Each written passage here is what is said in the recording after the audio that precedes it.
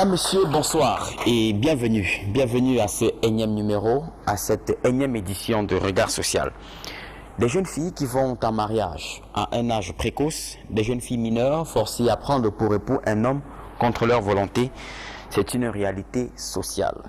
Dans notre culture ou dans certaines cultures au Cameroun, chez certains peuples, les jeunes filles qui traversent à peine leur période de puberté doivent absolument être envoyées en mariage.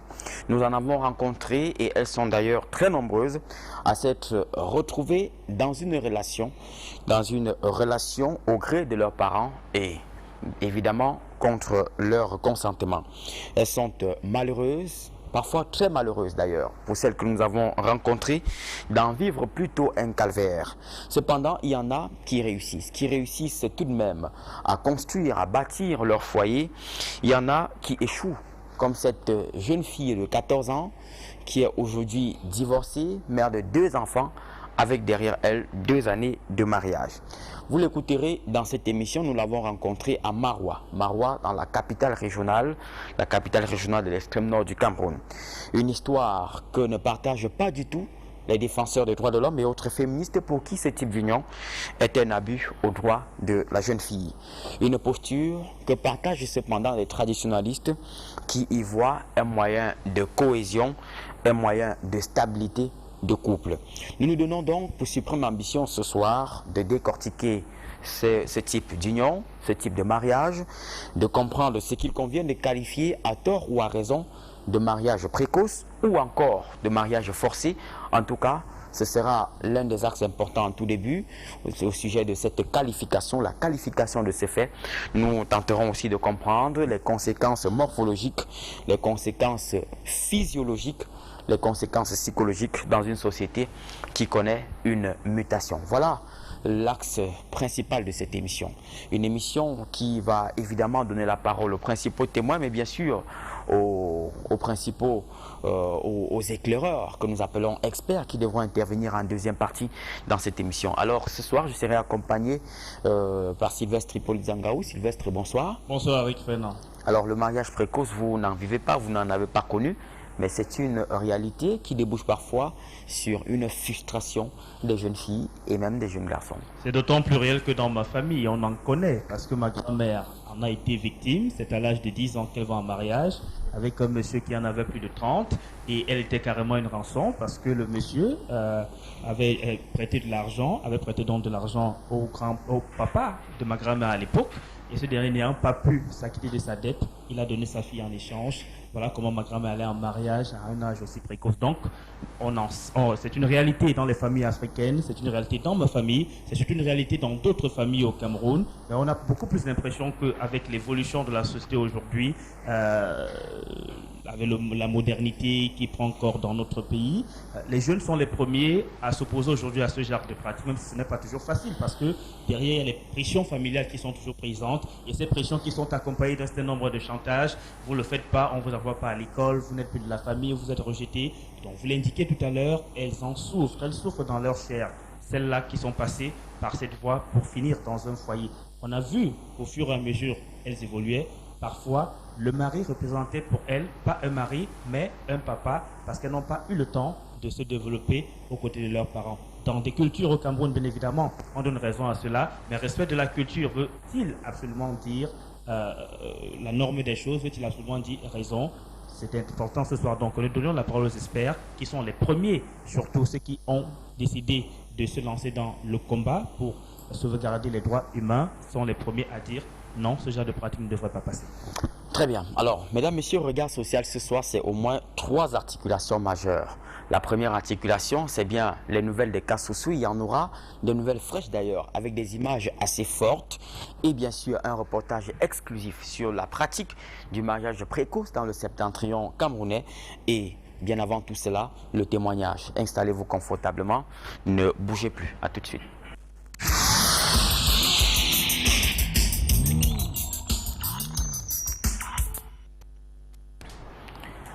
Elle a accepté de briser le tabou, enfin, ce qui est considéré comme le tabou chez certains peuples. Elle a accepté d'en parler ce soir, de s'ouvrir à nos questions, de nous dire exactement les tenants et les aboutissants, la chronologie, l'histoire ou l'historicité de cette union, une union précoce. Elle est aujourd'hui âgée de 30 ans. Elle a contracté un mariage à l'âge de 13 ans. Elle est aujourd'hui une jeune femme divorcée. Alimatou Hassan, bonsoir. Bonsoir. Et bienvenue sur ce plateau. J'allais dire Jam. C'est pas mal, je réponds Jam. En tout cas, bienvenue sur ce plateau. Alors, vous êtes Alimatou Hassan, vous êtes une jeune Camerounaise. Vous êtes âgée de 30 ans. Oui. Et comme je le disais il y a un instant, vous êtes mariée à l'âge de 13 ans. Oui. Et à un homme qui était âgé de 25 ans. 25 ans. C'était un choix Non, à 13 ans. non. C'est la décision des parents. Parce que je me rappelle de ces jours, je ne peux pas oublier le jour.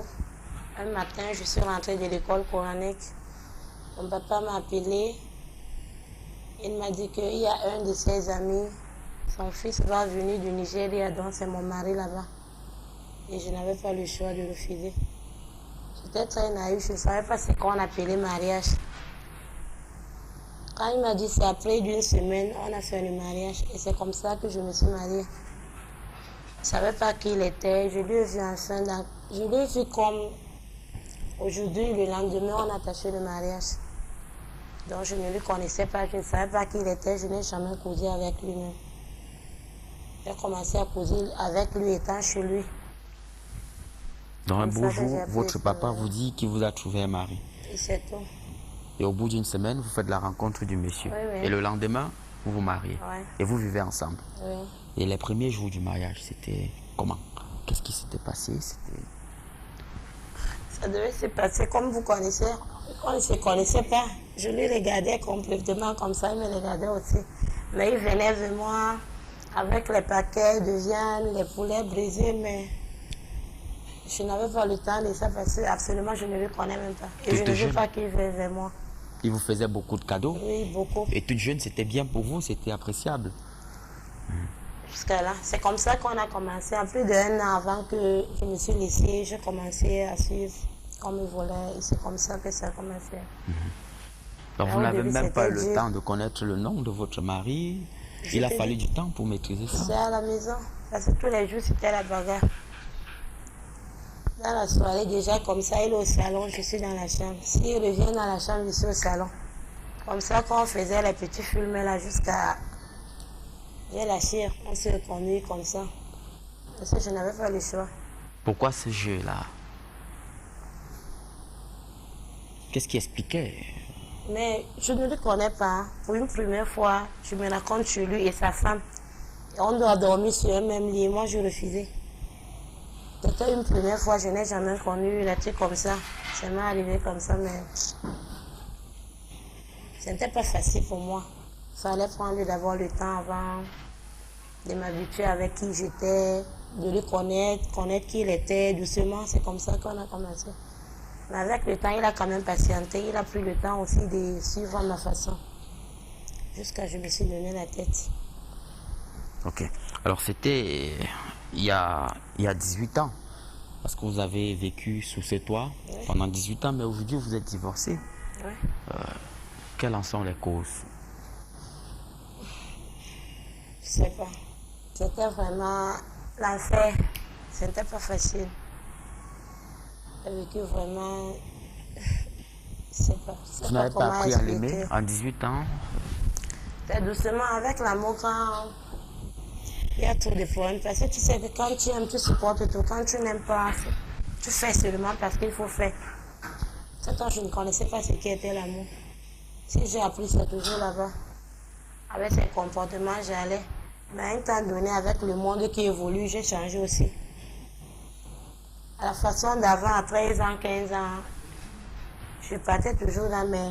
Quand je montais déjà 17, 18, je voyais comment il y avait beaucoup de changements et je devais aussi changer. Vous êtes Je suis devenu partie en rebelle. mariage, je n'étais même pas à l'école. Où je suis assise comme ça, ici, illettrée. Je dis devant tout le monde parce que je n'étais pas à l'école. Les parents nous envoyaient seulement à l'école coranique. De l'école coranique, on rentre. C'est comme ça que ça s'est passé. Je suis partie à mariage. À un temps donné, moi-même, je me suis décidée d'aller me chercher. Il a dit non. Lui-même, il s'est décidé. Je ne sais pas si c'est les conseils qu'il m'a envoyé. Je faisais le franco-arabe là. Parce qu'on donnait les cours en arabe, en français là-bas. J'ai commencé là-bas pour un temps. Il a refusé. Il dit que mes comportements ont changé. Depuis que j'ai commencé là-bas, il ne comprend pas. Ce n'est pas Alima là qui connaît, c'est une autre Alima. Il a encore refusé que je ne pas tuer là-bas. Et je suis arrivée vers les parents pour les expliquer comment c'est là. Ils ont supporté plutôt le monsieur, on m'a chassé de rentrer. Bon, à ce temps-là, tu sais que chez nous, on ne discute pas avec les parents. Quand on dit comme ça, c'est comme ça. Quand mon père m'a chassé d'aller là-bas, j'ai dit que ok, ce que vous voulez de moi là, c'est le corps là que vous voulez, on va vous ramener ça un jour après. Je suis partie. Depuis le jour là, je ne suis jamais venue à la maison me plaindre encore. J'ai essayé de supporter à un niveau, ça ne donnait pas. Parce qu'il a complètement changé. Peut-être parce que vous aussi, vous avez changé. En découvrant de nouvelles réalités, en comprenant mieux votre environnement, votre entourage, en vous inspirant de l'histoire des autres. Vous êtes devenu un peu rebelle, non? C'est les informations que j'ai. Ne disais pas ça. Je sais pourquoi il a changé. Parce que je me dépends de lui. Tout ce que je veux, c'est lui qui me donne. Avec le changement qu'il a vu, j'ai insisté que je voulais un frigo pour faire le petit foliery, les yaourts comme les autres. En gagnant les 500 francs, tout ça, il ne veut pas. Il fallait que je me dépense seulement de lui. Il veut, il me donne tout ce qu'il veut. Avec les niveaux fashion qui sont dehors là, je veux aussi me changer comme mes copines qui sont là, mais il ne voulait pas. Et moi, j'ai vu que... Mais est-ce que la tradition le permet? Oui, ça permet à un niveau. À 13 ans, on m'a vraiment fait mal. On ne se fâche pas avec les parents, on ne les porte pas plainte. J'allais le faire pour moi. Parce qu'à 13 ans, je suis partie en mariage. Qu'est-ce que je connaissais? Il a fait comme il voulait de moi. À un temps donné, il faut qu'il me laisse aussi le temps de faire aussi comme le monde a évolué. Ça a évolué quand même. Et c'est partout. Ce n'est pas seulement chez moi que ça a évolué. Le monde a évolué partout. Il fallait aussi un changement. Donc pour vous, il faut une rupture. Il faut changer le mode de vie. Vraiment. Les coutumes d'avant, là, il faut vraiment changer. C'est trop mauvais. Pourtant, vous êtes voilé ce soir, vous n'êtes pas en jupe ou bien en pantalon. Je ne porte plus jamais cette truc-là. Depuis que j'ai commencé, c'est comme ça que je me voile toujours. Ok. Alors, Alima Hassan, nous comprendrons davantage votre histoire. Vous n'êtes pas seul sur ce plateau pour évidemment illustrer le fait que ce n'est pas une pratique exclusive des peuples du septentrion ou du Grand Nord du Cameroun. Nous avons sur ce plateau avec nous Monsieur Denis Ouaché, bonsoir. Bonsoir Eric. Et bienvenue sur ce plateau. Vous êtes notable en pays Bamileke. À Bashingu précisément. Voilà, notable à Bashingu. Mais vous avez pris pour épouse une jeune fille à l'âge de 17 ans. Exact. À l'âge de 17 ans. À l'époque, vous en aviez 29. Ouais. Oui, 29-30 à peu près. Alors, à 17 ans, c'était raisonnable pour vous? Ben oui, disons qu'il n'y a pas eu de pression de la part des parents, comme le cas de la dame. J'ai rencontré la petite sœur à un ami. Elle était très jeune, certes. Et puis, on a commencé à se rapprocher l'un de l'autre. De fil en aiguille, les choses sont arrangées. Et puis, voilà comment c'est arrivé. À ce moment, on a décidé de se mettre ensemble. Les fiançailles ont duré peut-être 2 ans parce que ses parents ne comprenaient pas qu'elle puisse aussi laisser l'école pour se marier. Ça a dû traîner un moment. Et après, ils ont compris. Donc, la fille était décidée à se marier. Moi aussi, ils ont laissé faire. Donc, vous avez eu au moins la possibilité de vivre Ouais. la période de fiançailles. Ça a duré 2 ans. Mais cette jeune fille que vous rencontrez à 17 ans, est-ce qu'elle a les aptitudes pour apprécier, pour véritablement assumer ses choix? Oui, tout à fait. C'est pas une fille qui vivait au village. J'étais dans une ville moderne avec tout ça. Ça consiste comme niveau scolaire évolué, était en classe 3e et tout. Donc j'estime qu'elle avait toutes les facultés pour pouvoir faire un choix raisonnable. Parce qu'à cette époque, vous avez dû essuyer des critiques. Critiques en tant que telles, des réticences, mais pas vraiment des critiques. Pas vraiment des critiques, parce que son grand frère était d'accord pour qu'elle puisse continuer l'école. Elle a continué, à ce moment, elle a donc décidé de se marier. Puis c'était des réticences en tant que tel, puisque j'étais bien connu dans la famille, elle s'était connue dans ma famille. C'était pas des gens qui s'opposaient carrément, mais c'est des petites réticences du fait qu'il y en avait qui pensaient qu'il valait mieux qu'elle continue l'école, d'autres qui disaient pour se marier, continuer l'école, et puis ainsi de suite. C'était un peu ça. Ok. Bien. Sylvestre? Alors, Alima, dans votre cas, les parents tiennent régulièrement un discours aux filles qui vont en mariage contre leur gré. Vas-y, même si tu ne l'aimes pas, tu finiras par l'aimer, tu vas apprendre à l'aimer. Est-ce que ça a été votre cas? Est-ce qu'au fil des années, vous avez finalement appris à aimer votre mari que vous ne connaissiez pas depuis le début? Est-ce qu'un seul jour, vous l'avez vraiment accepté comme un mari? Oui, je l'ai accepté comme un mari, comme j'ai pris le temps de rester pendant 18 ans avec lui, je l'ai accepté. Parce que au début, vraiment, je n'aimais pas. Quand je suis arrivée, mais à un temps donné, je n'avais pas le choix. Si je partais chez moi, on me chassait, je rentrais. Et je ne devais pas aller quelque part. Je suis venue supporter, j'ai aimé en fin de compte. À un temps donné, Vous l'aimiez ou c'était une contrainte? Parce que du côté de vos parents, il n'y avait pas d'issue. en fait, je n'ai pas Vous le n'aviez choix. pas de choix. Je n'avais pas le choix, j'ai aimé. J'étais obligée. Et vous avez appris à l'aimer en fait. Oui, Vous l'aimiez vraiment? avant, c'est le passé. C'est une histoire qu'on raconte. Alors, mais de cette union, vous avez eu 4 enfants. Oui, C'est bien cela, 4 enfants. Votre première fille est née lorsque vous aviez 15 ans. à l'âge Oui. de 15 ans. Elle a 15 ans. Toute jeune. toute jeune. Alors, comment vous avez vécu ces moments-là? Oui, avant c'était bon. Mais à un temps donné, c'était fort. C'était vraiment fort, c'était l'enfer. Parce qu'il y avait seulement les combats. Quand on était à 3, le monsieur pouvait faire une semaine même avant que je ne le voie. Et quand il vient, il me jette 500 francs et pas. Il me jette 1000 francs et pas. Avec le temps, avec la vie qu'il ne donnait pas, j'ai eu quand même des amis qui me conseillaient. J'ai commencé les petites choses. Les petits beignets, j'ai donné à cette fille d'aller vendre. On essayait de se défendre la vie. À votre fille, Oui. qui avait quel âge? Qui a 15 ans maintenant. Oui. Cette ans, elle était tout petite. Chez nous, même à 11 ans, 10 ans, tu peux mettre les beignets ou tu fais les petits yaourts, les petits bergers, là, elle fait les tours au quartier. Elles vont jusqu'à on va connaître la maison et les gens suivent, viennent acheter. C'est comme ça qu'on combattait avec les enfants. Ça a donné, il était là. Il pouvait sortir, il ne laisse pas la ration. Mais quand on va comme ça, je suis obligée de préparer pour mes enfants. Si le monsieur vient, il va manger. Et pour dire merci, même il peut me taper avant de partir pour le faire une autre 2 semaines. C'était fort. Mais je ne décourage pas les jeunes filles qui sont dehors. Parce que quand on dit comme ça, on les décourage. Il faut que tout le monde va tester et voir comment c'est. Il y a des autres qui réussissent. Alors, vous et votre fille qui a 15 ans aujourd'hui, est-ce qu'elle va à l'école? Elle est encore à la maison comme sa mère. Sa mère n'a jamais été à l'école. Mais sa mère n'a pas vendu les beignets, mais elle vend. Elle vend les beignets, se promène avec les beignets, elle vend. Et maintenant, j'essaie de l'envoyer faire les petits cours là au quartier. Elle comprend un peu. Parce que c'est fort. Il faut avoir l'argent pour envoyer à l'école.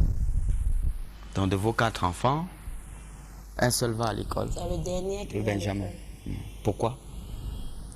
Parce que je n'ai pas eu la possibilité que les autres voient. Mais celui-ci, comme j'ai eu la possibilité, c'est lui que je l'avais envoyé. Parce que c'est important, je vais les envoyer à l'école. J'ai vu que les parents m'ont très mal fait. Je veux aussi bien apprendre. Je vois qu'il n'est pas trop tard pour moi. Même à mon âge, je ne sais pas si on peut me chasser à l'école, mais je m'irais vraiment aller à l'école apprendre aussi. Même si je ne fais rien pour apprendre, pour connaître vraiment bien. Mais votre première fille est âgée de 15 ans. Vous êtes marié depuis... Vous êtes allé en mariage à l'âge de 13 ans. Votre fille en a 15. Qu'est-ce que vous attendez Non, pour... je ne peux pas. Ça a changé. C'était le monde d'avant, là. Mais le monde d'aujourd'hui, 2013, là, il y a beaucoup de changements. Il faut qu'elle parte en mariage à l'âge vraiment de 18 ans. Il faut qu'elle sait vraiment, elle prend ses responsabilités en main. Elle sait que si elle part en mariage, elle sait comment gérer. Et ce n'est pas moi qui va lui donner un mariage. Il faut qu'elle-même fasse son choix. Je ne peux pas forcer ma fille comme je me suis fait du mal. Parce que vraiment, je répète encore que les parents m'ont fait du mal. À 13 ans, on m'a beaucoup fait du mal. Et je ne peux pas conseiller mes enfants ou accepter que mes enfants font aussi la même chose. Donc pour vous, il faut révolutionner la tradition, la culture Beaucoup musulmane. même. Est-ce que vous le dites très souvent quand vous êtes dans votre milieu, à vos parents, à vos amis, à vos sœurs, à vos proches? C'est la moindre des choses. Tu sais que chez nous, on ne peut pas s'en discuter avec les parents. C'est vraiment interdit chez nous. Parce que quand le parent te dit quelque chose, tu écoutes seulement. C'est bien ou pas, tu écoutes. Tu n'as pas la réponse. Ou tu peux bien répondre. Tu peux aller chez un ami, chez un de ses amis. Tu peux lui trouver vraiment, papa, comme ça. Ce que le père fait, ce n'est pas bon. Et moi, je ne veux pas lui parler. Et son ami ne peut pas directement lui dire que c'est ma fille, c'est votre fille qui m'a envoyé. Non. Il a une façon de lui parler pour lui faire comprendre que ce qu'il a fait n'était pas bien. Et c'est comme ça, mais on s'adresse pas aux parents. On ne répond pas aux parents. Tout le mal que j'ai eu, c'est cause des parents. Parce que si vraiment j'avais la liberté de faire ce que je voulais, je ne pourrais pas voir tous ces siphons-là. Je devais sortir, mais quand on me dit rentre, tu rentres. Devant, il vient même, il me tape toute la journée, je vais rester comme ça en train de pleurer. Même pour me dire pardon, il n'y a pas si il veut, il meurt. Et je ne peux pas sortir pour aller dire à quelqu'un, je suis toujours dedans. Jusqu'à de lui-même, il va venir me parler. Comme ça que j'ai vécu. Une prison. Avec la souffrance, là. Une véritable prison. Ok, Halima Hassan. Alors, votre posture, Denis Kouaché, votre posture était connue sur la question. Pour vous, c'est un mode de cohésion, de stabilité sociale. Est-ce qu'en écoutant un tel témoignage, vous gardez la même posture? Ben, j'avoue que en pays Bamileke aussi, ça se passait comme cela aussi, mais il y a très longtemps. Parce qu'il suffisait qu'un parent veuille peut-être avoir obtenu un avantage auprès d'un ami. Il se retrouve en train de voir des qualités peut-être en sa fille ou son fils. Ils allaient maintenant tisser un mariage entre eux. Et puis le lendemain, les deux tout se mariaient sans jamais se connaître, comme la dame a dit tout à l'heure. Et il y avait même ceux qui poussaient le Rubicon jusqu'à aller doter les fœtus dans le ventre. C'est-à-dire qu'une femme est enceinte, un monsieur vient déposer le fagots de bois dans sa cuisine toutes les semaines. L'arrangement, c'est que l'enfant qui naît, c'est une fille, le monsieur va prendre la fille en mariage. Et puis bon, maintenant avec du temps, l'évolution, les gens se sont rendus compte que ce de mariage arrangé, capoté. Et je veux aussi vous dire qu'il y a eu beaucoup de divorces chez nos parents à l'époque, hein, sauf qu'on n'en parle pas comme aujourd'hui. Il y a beaucoup de mamans qui ont quitté le ménage parce que le mariage était forcé. Quand il y a passé cet entente entre les deux, ça finit toujours un jour par lâcher. Comme la dame a supporté au moment, il y a un moment, elle n'en pouvait plus. Mais vous avez épousé, vous avez épousé votre femme à l'âge de 17 ans, ouais. Alors qu'elle avait 17 ans. Ouais. Est-ce que vous êtes prêt à donner votre propre fille à cet âge en mariage? J'avoue qu'aujourd'hui, si le cas se présente comme le bien, si les deux toutous s'aiment et qu'ils ont vraiment envie de se mettre ensemble, je ne trouve pas pourquoi est-ce que je les empêche de le faire. Il y a des filles qui à 17 ans sont assez évoluées. Donc moi, je suis preneur. Mon problème, c'est que les deux puissent savoir ce qu'ils veulent. Voilà. Ok. Alors, Halimatou Hassan, aujourd'hui, avec tout ce que vous avez vécu, vous êtes aujourd'hui mère de 4 enfants, vous ne faites rien, ces enfants sont sous-scolarisés, ils ne vont pas à l'école. Quelles sont vos ambitions? Quel est votre vœu le plus cher aujourd'hui? Parce que chez nous-mêmes, quand tu vois l'amour en train de venir, on dit toujours laisse à Dieu. On a laissé à Dieu pour voir comment Dieu va faire de nous. On n'a pas le choix, on ne sait pas comment ça va se passer, c'est Dieu. Parce que quand ma maman vivait à l'époque, elle m'aidait avec beaucoup de choses. Aujourd'hui, elle ne vit pas ce que la souffrance est pour moi. Et il y a les jeunes hommes qui sont dehors, qui attendent les femmes comme nous. Quand tu n'as pas de mari, on vient t'amener beaucoup de langage. Et pourtant, qui ne peut pas t'épouser avec 4 enfants. C'est pour te saluer la dignité et ils partent. Bon. Conseille les filles qui sont dehors là parce que c'est sali trop. Quand un homme vient aujourd'hui, il vient te donner 5 000, 2 000. Il vient avec les yaourts, les biscuits, tu te dis que tu as un mari. Dès que tu lui donnes la dignité, c'est tout. Tu ne peux plus le voir encore. Quand tu passes, on te montre avec les doigts. Ah, je suis passé, toi aussi fais un peu. C'est comme ça les jeunes gars qui sont dehors là. Moi, je conseille ces filles-là de se garder beaucoup de dignité. C'est très important pour eux. Ce n'est pas par là qu'ils vont avoir de l'argent pour qu'ils vendent même les beignets, même les foleries. Ou ils vont au marché faire le bain, tu achètes à 1000 francs, tu exposes, tu vends à 1500. Parce que c'est ce que je fais pour le moment. Je vends la petite folie, la petite beignet. Et je me défends avec. Mais vraiment, c'est dur. Mais Parce vos que quand enfants, Pardon? et vos enfants, leur avenir, est-ce que vous y C'est ça pensez? que je vois, ça me fait mal. C'est les avenirs que j'essaie de chercher comme ça ne donne pas. On va faire comment? Je suis en train de me combattre comme ça. Je cherche l'avenir de mes enfants. Parce que même s'il ne s'agit pas d'aller en mariage, je ne pense même pas de ça encore. Je pense que l'avenir de mes enfants maintenant. Et votre mari, il est où dans tout ça? Je ne sais pas où se trouve le salopard. Vous l'appelez salopard, c'est dur. Ah, ce n'est pas dur pour moi parce que j'ai vécu beaucoup de choses. Je ne sais pas. On dit tuer, c'est un grand péché. Si je peux le voir face de moi comme ça, c'est que la seule solution de le faire, c'est de lui mettre le couteau. Parce qu'il m'a beaucoup fait du mal dans la vie. Il m'a laissé avec le dernier enfant quand j'étais enceinte de cet enfant. Les petites maladies de la grossesse, je parle à l'hôpital, on dit que c'est enceinte. Je viens donner le carnet à ce monsieur.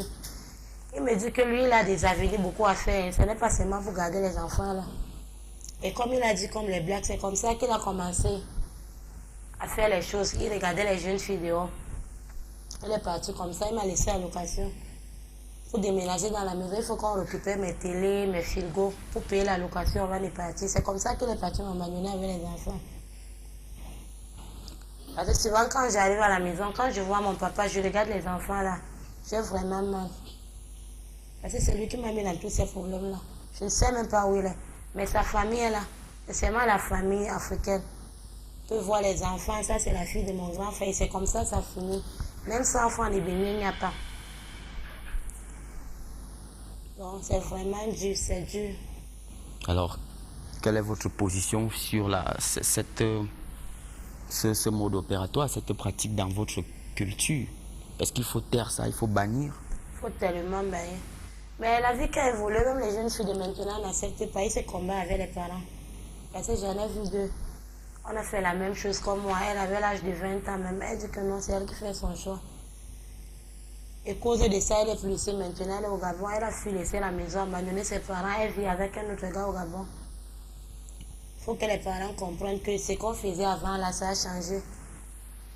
Ça n'est plus comme avant. Ok. Sylvestre? Alors, à 29 ans, vous étiez majeur. À 17 ans, votre épouse, elle, était mineure. Est-ce que, dès les premières années de votre union, vous vous sentiez dans la posture d'un maître qui a tout à apprendre à son élève? Est-ce que vous avez joué à peu près le rôle de parent? Est-ce qu'il vous a fallu vraiment beaucoup de travail pour lui apprendre un certain nombre de choses? Non, à vrai dire, non. Dans la mesure où elle est issue d'une famille où elle avait 3 sœurs aînées. Elle est la Benjamin de sa famille. Ce qui fait que l'encadrement dans le ménage n'a souffert d'aucune contrainte. J'ai pas eu ce problème-là. Voilà. Elle était conseillée par ses parents, ses sœurs et tout, ses aînés. Donc il n'y a pas eu de difficulté. Vous avez pris pour épouser une mineure? Oui, puisque la majorité s'obtient après 18 ans. Ouais. Bien, alors, donc je vous prie de rester attentif, hein. Vous ne partez pas, vous restez attentif à ce reportage exclusif qui nous a conduit dans le septentrion camerounais. C'est bien sûr à Maroua où nous avons parcouru quelques villages et même à Garoua où nous avons séjourné pendant quelques semaines pour comprendre cette pratique dans ce reportage que je vous propose de suivre qui porte bien sûr la signature de l'équipe de Regard Social. Suivez ce reportage et juste derrière, nous donnerons la parole à nos principaux experts. À tout de suite.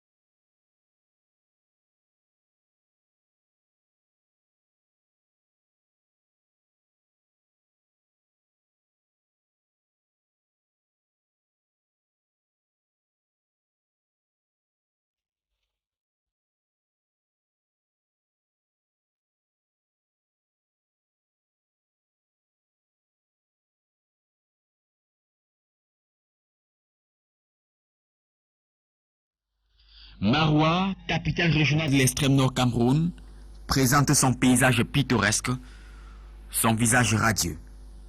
C'est cette ville qui nous ouvre ses bras en ce mois d'août où le ciel laisse couler ses gouttes d'eau les plus précieuses dans une zone aride. Ce jour, la météo a caché ses caps. Elles pourront subir une pratique qui court les rues ici.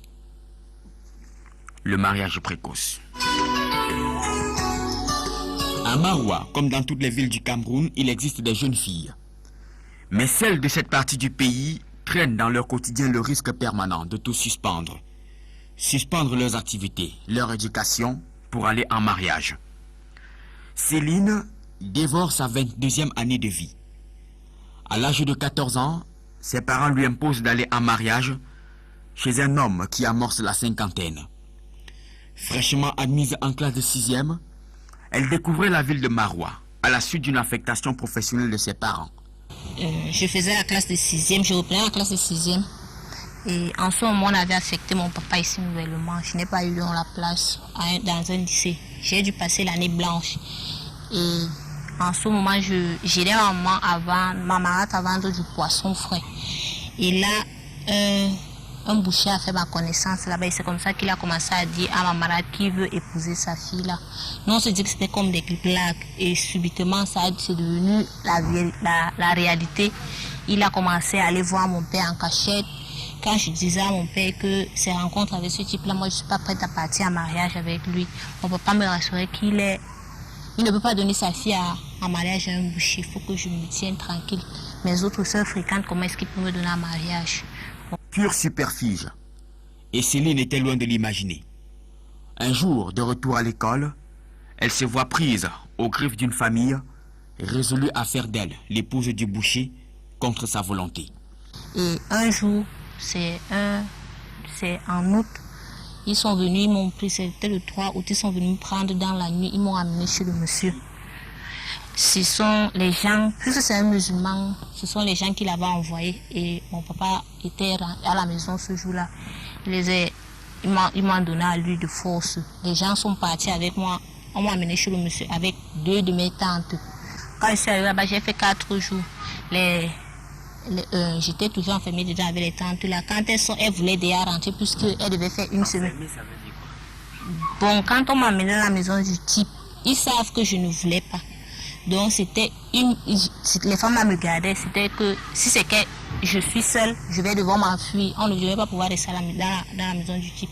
Donc je restais enfermée là-bas avec les femmes là. S'ouvre alors un bras de fer houleux. Céline est vue comme une jeune fille subversive qui refuse de respecter la tradition. La page des tortures psychologiques s'ouvre. Elle est régulièrement bastonnée par son père jusqu'à un 3 août où elle vit un mariage forcé. Un jour, je rentre des classes, je trouve une cousine à la maison qui cause avec mon papa et mon papa dit qu'il a appris la dot chez le monsieur. Il reste rien qu'à me convaincre parce que ma maman, on n'a pas besoin de demander son avis. On va seulement me prendre comme ça, me donner. J'ai suivi, je me suis mise à pleurer. Quand j'ai dit à mon papa, me demande pourquoi je pleure, lui faire comprendre que moi je ne suis pas prête à aller à mariage, là, il veut me donner là. S'il a mangé la d'autres, qui s'arrange à rendre ça parce que moi je ne suis pas prête à lui à aller là-bas. C'est comme ça que les problèmes ont commencé. Il a voulu me taper ce jour-là, je me suis enfuie, je suis allée chez mon oncle, j'ai fait 2 jours quand je suis rentrée, il a frappé sur moi. C'est comme ça que ça continuait. C'était devenu que les bastonnades étaient récurrentes à la maison. Je n'ai même rien fait. Il commence directement à me bastonner. Quand il gronde, ce n'est que de ça qui parle. Rusée, jeune musulmane émancipée, fraîchement sortie des ténèbres de la sous-scolarisation, elle décide de faire la peau à ce type d'union. Céline, à 14 ans, en classe de 6e, saisit la justice. Quand je faisais 6e, on faisait les cours sur le mariage et mon professeur nous a dit que quand tu es victime d'un mariage forcé ou précoce, tu peux porter plainte au niveau du droit de l'enfant. Et là, on va valoriser tes droits. Et c'est comme ça, du moment là, j'ai donc mis en tête que s'il faut que mon papa insiste que j'aille dans ce mariage, voici ce que je vais faire. Et je l'ai fait. J'ai déposé ma plainte au niveau du droit de l'enfant. Et cette plainte circulait jusqu'à arriver au parquet. Et arrivé au parquet, l'AFF a été saisie parce qu'il y avait une militante de l'AFF, c'était le substitut du procureur, qui était Elle travaille en collaboration avec la LVF. Elle a fait donc comprendre ça à la LVF le jour du jugement, puisque en ce temps, quand on m'a retiré de chez le monsieur, on m'a amené chez l'un de nos dirigeants à l'église. J'ai fait 27 jours chez lui le jour du procès, où la LVF était là, mes parents et mon dirigeant de l'église. On m'a remis à la LVF parce que c'était le début de l'année scolaire. Il fallait donc que j'aille à l'école. Et la LVF a pris ma charge en ce temps-là. La LVF, dont elle parle ici, c'est l'association de lutte contre les violences faites aux femmes. C'est ici le siège à Maroua, capitale régionale de l'extrême nord. Est résolu à combattre le mariage forcé, une pratique rigoureuse qui symbolise l'attachement à la culture et aux valeurs ancestrales. Céline en fait partie. Elle fait partie des femmes qui fréquentent cette salle. Elle en a souffert. Sa scolarité a été gelée. Son géniteur a rompu le financement de ses études parce que sa fille a ramé à contre-courant de la volonté parentale. C'était pas facile parce que j'étais chaque fois bastonnée. À l'école même, je n'avais pas la paix. Quand je suis même à l'école, je rentre, soit quand je rentre un soir, si c'est que je le trouve de mauvaise humeur, je serais bastonnée. Ou bien un matin, si c'est qu'il rentre, il me trouve même encore à la maison, ou bien qu'il m'avait grondé dans la soirée, il ne m'a pas frappé le matin, il va sûrement me frapper avant que je parte à l'école. Ou bien même je ne pourrai même pas aller à l'école parce que je ne peux même pas marcher parce que j'ai soit mal aux pieds ou bien soit mal au bras. Il a refusé de payer le collage parce que j'ai décidé de ne pas aller à ce mariage-là. Et il se disait qu'en me faisant souffrir, puisque je dis que je vais à l'école, si jamais il ne paye pas la scolarité, je ne vais pas sûrement fréquenter. Et quand je ne vais pas fréquenter, je vais me dire que vaut mieux aller à ce mariage, puisque là-bas on me promettait, on me disait que si je pars là-bas, je vais toujours continuer l'école. Et moi, je voyais que ça, ce n'était une fausse promesse. Je ne vais jamais continuer l'école parce que c'est quelque chose qui est récurrent ici. Les filles, on donne souvent les filles en mariage en les promettant de telles choses, mais quand elles arrivent, c'est le contraire qui se vit chez elles. Et moi, j'avais déjà vu une telle situation et j'ai dit que moi, je peux pas aller. C'est comme ça qu'il a donc arrêté de payer ma scolarité dès la classe de 6e. L'association de lutte contre les violences faites aux femmes en a pris la charge avec l'appui de sa communauté religieuse. Céline a quitté le toit familial et n'est revenue que 2 années plus tard. Jusqu'ici, son père et elle n'ont jamais fumé le calumet de la paix. Elle continue de subir les conséquences de sa rébellion depuis l'âge de 14 ans. Elle rêve de devenir médecin. Elle le sera un jour si les mains généreuses continuent de lui venir en aide. Bien de filles n'ont malheureusement pas la chance de être âgée de 14 ans. Mère d'un enfant et déjà divorcée. Amina nous explique qu'en 2009, elle a été contrainte d'aller en mariage contre sa volonté.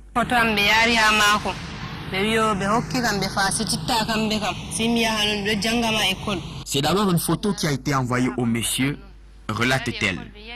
Une fois chez elle, elle va subir des scènes de violence conjugale qui l'amèneront à quitter le foyer à l'âge de 15 ans, après 2 années de mariage et un enfant dont elle peine aujourd'hui à assumer la moindre charge. Ici, Amina prend part à une sensibilisation des femmes sur le mariage précoce. L'objectif de ce groupe de femmes est de leur accorder une autonomie financière, leur redonner l'espoir après leur passé douloureux. Amina côtoie d'autres femmes, comme cette dame qui est allée en mariage à l'âge de 16 ans, contre son gré. Je suis la 4e. Comme si, comme il y avait beaucoup, il avait beaucoup d'enfants même. Je n'ai pas pu supporter. Comme il y a de la violence, on ne s'entendait même pas bien, c'est tout. Ils nous violent de tout le temps. Je n'ai pas pu supporter alors. Je suis même rentrée chez mes parents, accouchée chez mes parents. Parce qu'ils me violaient à chaque moment. 4e femme d'un foyer polygamique, violée étant enceinte, abusée sexuellement et violentée verbalement, elle n'en est pas la seule. Pas la seule à vivre ces scènes de ménage dans une région du Cameroun où le silence féminin est une valeur traditionnelle. Un obstacle au travail de sensibilisation auquel s'évertuent les défenseurs des droits de l'homme. L'association de lutte contre les violences faites aux femmes souhaite en découdre, mais hélas, dure la coutume, dure la tradition.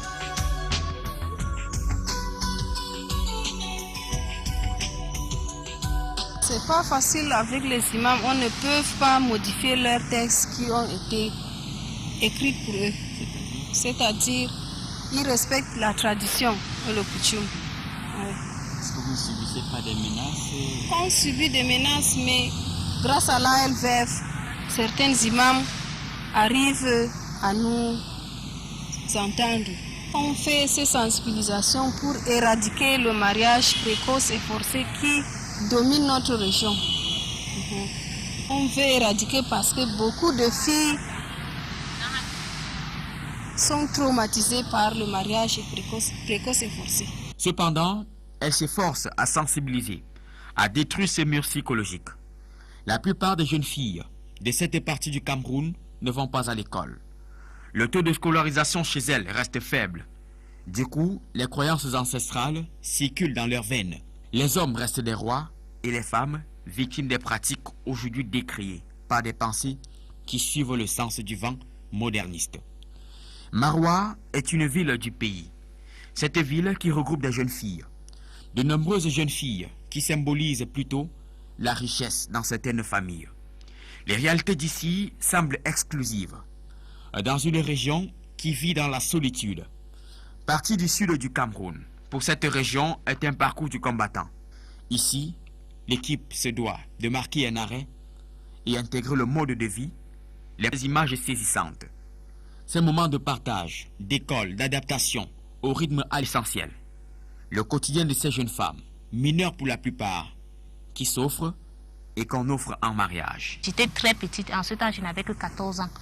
Et je ne me voyais pas supporter un foyer là où il y a déjà 4 femmes. On répudie l'autre parce qu'il faut que je prenne la place de la 4e femme. Ils sont stricts sur cette religion. Oui. Ils disent que la fille a 12 ans à l'âge d'aller en mariage. Automatiquement, elle doit aller. Et voilà donc le reportage qui a été ramené de cette partie du Cameroun pour vous permettre évidemment d'avoir une idée précise de cette pratique dans cette partie du Cameroun. Alors tout de suite, je reçois les experts, ceux avec qui nous allons comprendre ce phénomène. Professeur Oubarazak, bonsoir. Bonsoir. Alors vous êtes musulman, vous êtes traditionnaliste, vous êtes très attaché d'ailleurs aux valeurs culturelles. Comment pouvez-vous admettre une fille en mariage à 12 ans? Oui, vous savez, nous sommes dans un environnement, n'est-ce pas, traditionnel, un environnement africain, d'où nous sommes liés à nos cultures traditionnelles, à nos cultures ancestrales et aussi aux dogmes de notre religion. À 12 ans, une fille peut faire le choix de... aux dogmes de la religion. Donc, ça dépend maintenant de la famille. Ça dépend aussi de l'éducation que veulent, n'est-ce pas, les parents. Ce n'est pas tous les parents qui envoient, n'est-ce pas, leurs enfants à l'âge de 12 ans, à l'âge de 14 ans, à l'âge de 15 ans. Donc ça dépend de la configuration familiale, de l'éducation, n'est-ce pas, que la famille transmet à une fille. Et aussi, vous savez, nous vivons dans un monde où la misère a envahi, n'est-ce pas, la moitié de la, n'est-ce pas, de notre globe. Donc avec cette misère, les parents voyant qu'au lieu de laisser les filles errer, n'est-ce pas, vagabonder, marcher comme des chevaux, débridés, n'est-ce pas, dans des rues, se prostituer. Il faut les envoyer en mariage. Oui, préfèrent, n'est-ce pas, sauver. Malgré leur âge. On en parlera. On en parlera, professeur Oubarazak. Docteur Wogen Janet, bonsoir. Bonsoir. Vous êtes anthropologue et vous êtes évidemment expert ou consultant pour cette émission. Alors, comment réagissez-vous à ce reportage? C'est vrai que c'est assez difficile, mais bon, c'est lié, le mariage précoce est lié à leur environnement où les filles sont très peu scolarisées. Donc, les mariages précoces ne devraient plus être au XXIe siècle. Mais malheureusement, on en trouve encore. Mais ces mariages trouvaient leur raison d'être il y a de cela fort longtemps. Mais aujourd'hui, véritablement, on doit trouver le moyen de sensibiliser en parlant des conséquences de ces mariages. Très bien. Maître Tchemabo Gladys, bonsoir et bienvenue sur ce plateau. Vous êtes avocat, vous êtes surtout féministe. En d'autres termes, vous êtes engagé pour la cause des femmes et des enfants que vous défendez au quotidien. C'est vrai, vous êtes d'expression anglaise, on le sait, mais le Cameroun étant un pays bilingue, vous exprimez aussi en français. Alors dites-nous, comment réagissez-vous à ces témoignages que vous avez écoutés et sur ce plateau en première partie et dans ce reportage. Merci beaucoup de m'avoir passé la parole. Je vous dis quand même que ce que la dame Sanama vient de nous raconter est extrêmement triste. La loi camerounaise ne réprime pas le mariage précoce en tant que tel, directement en tant que tel. Ça passe plutôt par le mariage forcé. Le code pénal a fixé l'âge minimum de mariage pour la fille à 14 ans, à 15 ans, pour le garçon à 17 ans. Le code civil, les conditions de mariage, les conditions de fond de mariage ne considèrent pas tellement l'âge. Ça passe plutôt par le consentement. Comme je dis là, ni le code pénal ni le code civil répriment directement la précocité comme une infraction. Ça passe plutôt par le consentement. Parce qu'on s'est dit quand même qu'une fille qui a 14 ans n'a pas assez de consentement pour juger, pour apprécier ce que ça veut dire le mariage. Pour qu'une fille de 14 ans ou bien un garçon de 17 ans soit se marie, il faut en plus chercher le consentement des parents. Il faut que les parents donnent le consentement. Normalement, à majorité, on n'a pas besoin de consentement des parents. Mais à minorité, et on a fixé minimum, il ne veut pas dire 10 ans, comme là je viens de vous dire ici, pas 10 ans. Minimum c'est 14 ans pour la fille et pour le garçon à 17 ans. À ce moment-là, il faut voir les circonstances de cette, parce que souvent peut-être la jeune fille elle est déjà enceinte. Dans ce cas-là, exceptionnellement, on peut laisser marier la jeune avec le consentement de ses parents. Donc sinon, le code pénal réprime beaucoup plus le mariage forcé. Le mariage forcé. En tout cas, c'est une brèche. Vous nous permettrez de revenir d'ailleurs dessus, sur la qualification de ce phénomène pour permettre à nous, nombreux téléspectateurs, de comprendre réellement ce qu'est ce phénomène. Docteur Zouatom Mélanie, bonsoir. Bonsoir. Vous êtes gynécologue, obstétricienne. Alors, bienvenue sur ce plateau.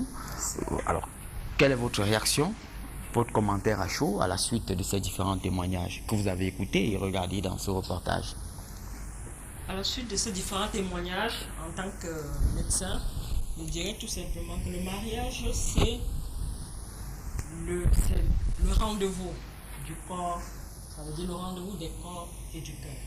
Si les corps ne sont pas au rendez-vous, à ce moment, il y a problème.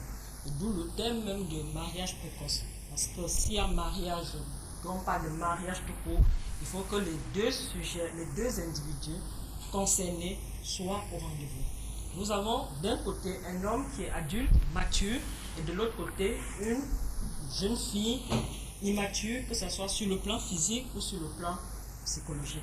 Et à ce moment, on peut parler de mariage précoce parce qu'il y a problème, ça veut dire parce que très tôt, il y a eu mise en avant, ça veut dire très tôt, il y a eu union de deux personnes précocement. Très bien. Alors cela m'amène justement à vous permettre de rentrer tout de suite dans la grille d'analyse qui gouverne cette émission, à savoir la qualification des faits. Et à ce sujet, docteur Wogan, je vous donne la parole. Alors dites-nous, de quoi s'agit-il réellement au sujet de la qualification de ces faits? Sommes-nous en situation de mariage forcé, de mariage précoce? Bon, enfin, il y a ces deux cas de figure parce qu'il est forcé quand la jeune fille est contrainte. Et maintenant, il est précoce par rapport à l'âge des acteurs qui contractent le mariage. Donc, nous sommes en situation de mariage précoce et forcé. Oui, dans certains cas, le mariage, il est tout d'abord précoce du fait de l'immaturité et de la jeune fille dans la plupart des cas et parfois du garçon. Mais quand on voit une jeune fille de 15 ans qui se marie, c'est vraiment un mariage précoce au regard de son âge. Comme Dr Zouatom l'a dit tout à l'heure, physiquement et intellectuellement, elle n'est pas encore suffisante, elle n'est pas encore apte. Parce que si elle est scolarisée à 15 ans, si elle suit le rythme normal, elle est en classe de 3e. Mais nous voyons le comportement des enfants de la classe de 3e aujourd'hui. Un enfant de la classe de 3e ne peut pas véritablement assumer certains rôles qui sont les siens. Donc maintenant, lorsqu'il est précoce et forcé, c'est là où ça pose problème. Parce que deux mineurs, avec l'aval de leurs parents, peuvent se marier s'ils le veulent vraiment. Mais maintenant, quand il y a contrainte, c'est la jeune fille, parce que le plus souvent, c'est la jeune fille seule qui est contrainte. C'est pas comme le cas du monsieur tout à l'heure qui, lui, avait 29 ans et sa fiancée, sa future épouse, 17 ans. Parce que là, nous supposons qu'il y a consentement des deux parties. Or, dans le cas de Salamatou, il n'y a pas consentement de la jeune fille. Ok, alors professeur Oubarazak, sur la qualification de ce fait ou de ce phénomène, le docteur Roguin explique très bien qu'on est là à cheval entre un mariage précoce et un mariage forcé. C'est selon, pour rester spécifiquement sur quelques cas que nous avons écoutés depuis le début de cette émission, mais vous, dans la culture musulmane, vous envoyez les filles en mariage ou alors vous faites d'elles un outil de troc, un échange? Non, on l'envoie en mariage et après consentement, soit de deux époux, soit même consentement interparental avec les parents. Dans l'islam même, le mariage forcé est interdit. Donc on ne peut pas venir de gré et de force prendre une femme et l'amener, n'est-ce pas, en mariage. Ceux qui font ainsi peut-être ne connaissent pas peut-être les dogmes de l'islam, ils ne connaissent même pas la tradition. Parce que même dans nos traditions, il n'est pas conseillé de venir, n'est-ce pas, arracher une femme, la kidnapper. Non. Et je vais vous dire même en mariage précoce, il y a même des majeurs qui subissent des mariages précoces. Oui, mais restons sur le cas de ces mineurs. Une jeune fille qui va en mariage à 12 ans, qui est divorcée à 14 ans, qui est mère de 2 enfants. Oui, ça dépend maintenant. Est-ce qu'à 12 ans, une femme, une fille peut réellement exprimer sa volonté? Non, on a l'impression que c'est une dictature qui est bien structurée. Ce n'est pas une dictature. Tout est basé, n'est-ce pas, sur une éducation, d'abord partant de la famille. Parce que d'abord, la mère éduque, n'est-ce pas, la jeune fille sur la vie conjugale, sur la vie, n'est-ce pas, même affective, avant même d'atteindre ses 14 ans.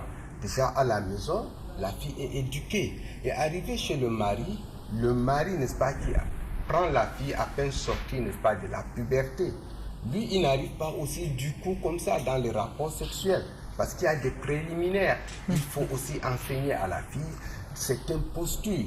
Et souvent même ça part même jusqu'à 5 ans. Il faut s'adapter à l'environnement, il faut s'adapter à l'homme, il faut que, n'est-ce pas, la femme a beaucoup de codes. Et ce n'est pas, n'est-ce pas, du coup, n'est-ce pas, après 14 ans, qu'on vienne, n'est-ce pas, sur les lits ou bien, vous voyez, sur les rapports conjugaux. Donc, traditionnellement, il y a bien des règles établies. Comme a dit, n'est-ce pas, Alimatou, son mari l'a mené, n'est-ce pas, de la viande, de yaourt, tout ça. Donc, il y a tout ça. Donc, à un moment, donc, il peut y avoir révolte, comme nous voyons, n'est-ce pas, la modernité. Il peut y avoir des camarades qui vont dire non, tu es chez tel, tu souffres. Donc, elle peut craquer. Ok.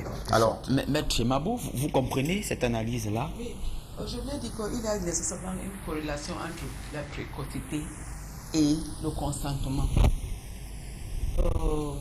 Quand un enfant, moi je continue à appeler une fille de 15 ans qui va en mariage, peut-être toujours un enfant.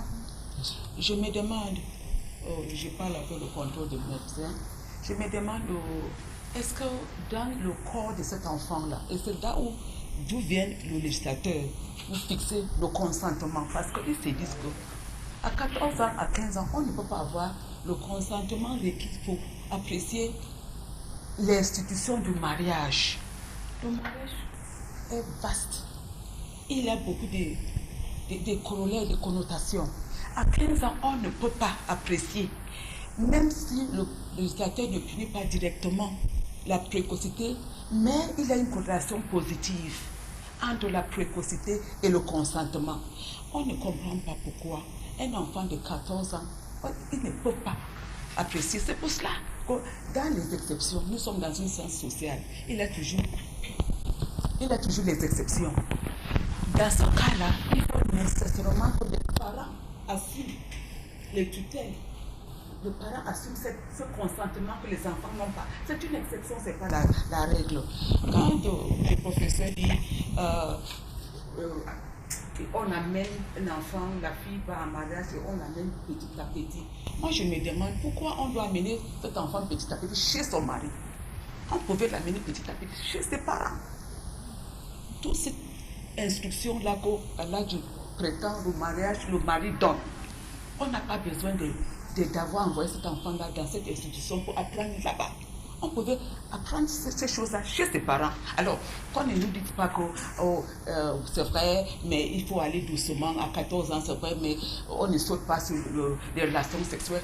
Le mariage, la cohabitation, les relations sexuelles, ce sont les devoirs du mariage. Vous ne pouvez pas aller en mariage et dites que vous n'allez pas aller en relation sexuelle parce que vous êtes précoce. Non, dans ce cas-là, c'est pour cela que vous devez rester chez votre parent, vous atteignez l'âge de majorité. À ce moment-là, vous entrez en mariage en plein pied et assumez toutes les fonctions du mariage, y compris l'acte sexuel, l'accouchement, tout ce qui vont avec le mariage.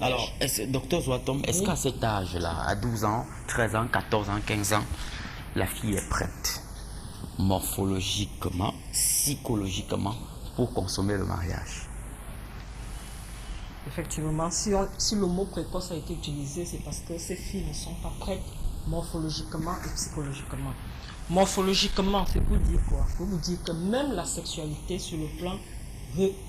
La sexualité est régie sur un ensemble d'éléments morphologiques. Ça veut dire même un homme mature a des caractères sexuels déterminés, des caractères sexuels secondaires et qui régissent même la qualité de l'érection. Vous prenez une jeune fille immature qui n'a même pas encore atteint toute la maturité sur le plan physique. Comment peut-elle remplir son devoir conjugal correctement quand physiquement elle n'est pas encore mature? On ne va pas rentrer dans la médecine, mais c'est pour dire le plus souvent, le mariage est difficile à être assumé. Ok. Alors, docteur Ougen, pourquoi est-ce que ça fait problème aujourd'hui? À une certaine époque, le mariage précoce, ce que nous qualifions de mariage précoce sur ce plateau, était une pratique présentée comme un outil susceptible d'établir la cohésion sociale, l'harmonie, la stabilité des couples. Pourquoi ça fait problème, cette pratique aujourd'hui? Bon, la société étant dynamique, les choses sont appelées à changer. Ce qui fait qu'à cette époque, il y a de cela, mes parents à moi se sont mariés très tôt. Ma mère est allée en mariage très tôt, mais ça datait de son époque à elle. Mais aujourd'hui, on ne peut plus encourager les jeunes filles à se marier à cet âge-là, parce qu'il y a bien la notion d'immaturité. Et ce n'est pas seulement une immaturité physiologique, mais c'est aussi une immaturité intellectuelle. Et ces mariages précoces, ce n'est pas seulement le fait des populations du Nord Cameroun, c'est un mariage qu'on retrouvait dans la quasi-totalité des sociétés, parce que quoi, la jeune fille était socialisée pour être donnée en mariage. Mais aujourd'hui, on ne peut plus, l'environnement a changé parce que les filles sont de plus en plus scolarisées. Donc quand une fille est scolarisée, à 12 ans, on est en 5e, à 13 ans, on peut être en 4e. Donc à cet âge-là, on ne saurait prétendre au mariage. Or, même certains travaux des gynécologues obstétriciens démontrent que déjà le mariage a pour fondement premier la procréation. Donc si on se marie, c'est pour procréer. Même quand Allah dit qu'on prépare la jeune fille, les cas que nous avons regardés tout à l'heure, il n'y a pas eu de préparation.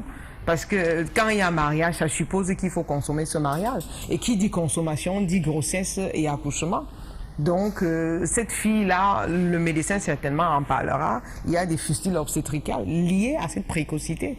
Donc, les maternités à des âges précoces constituent déjà un problème.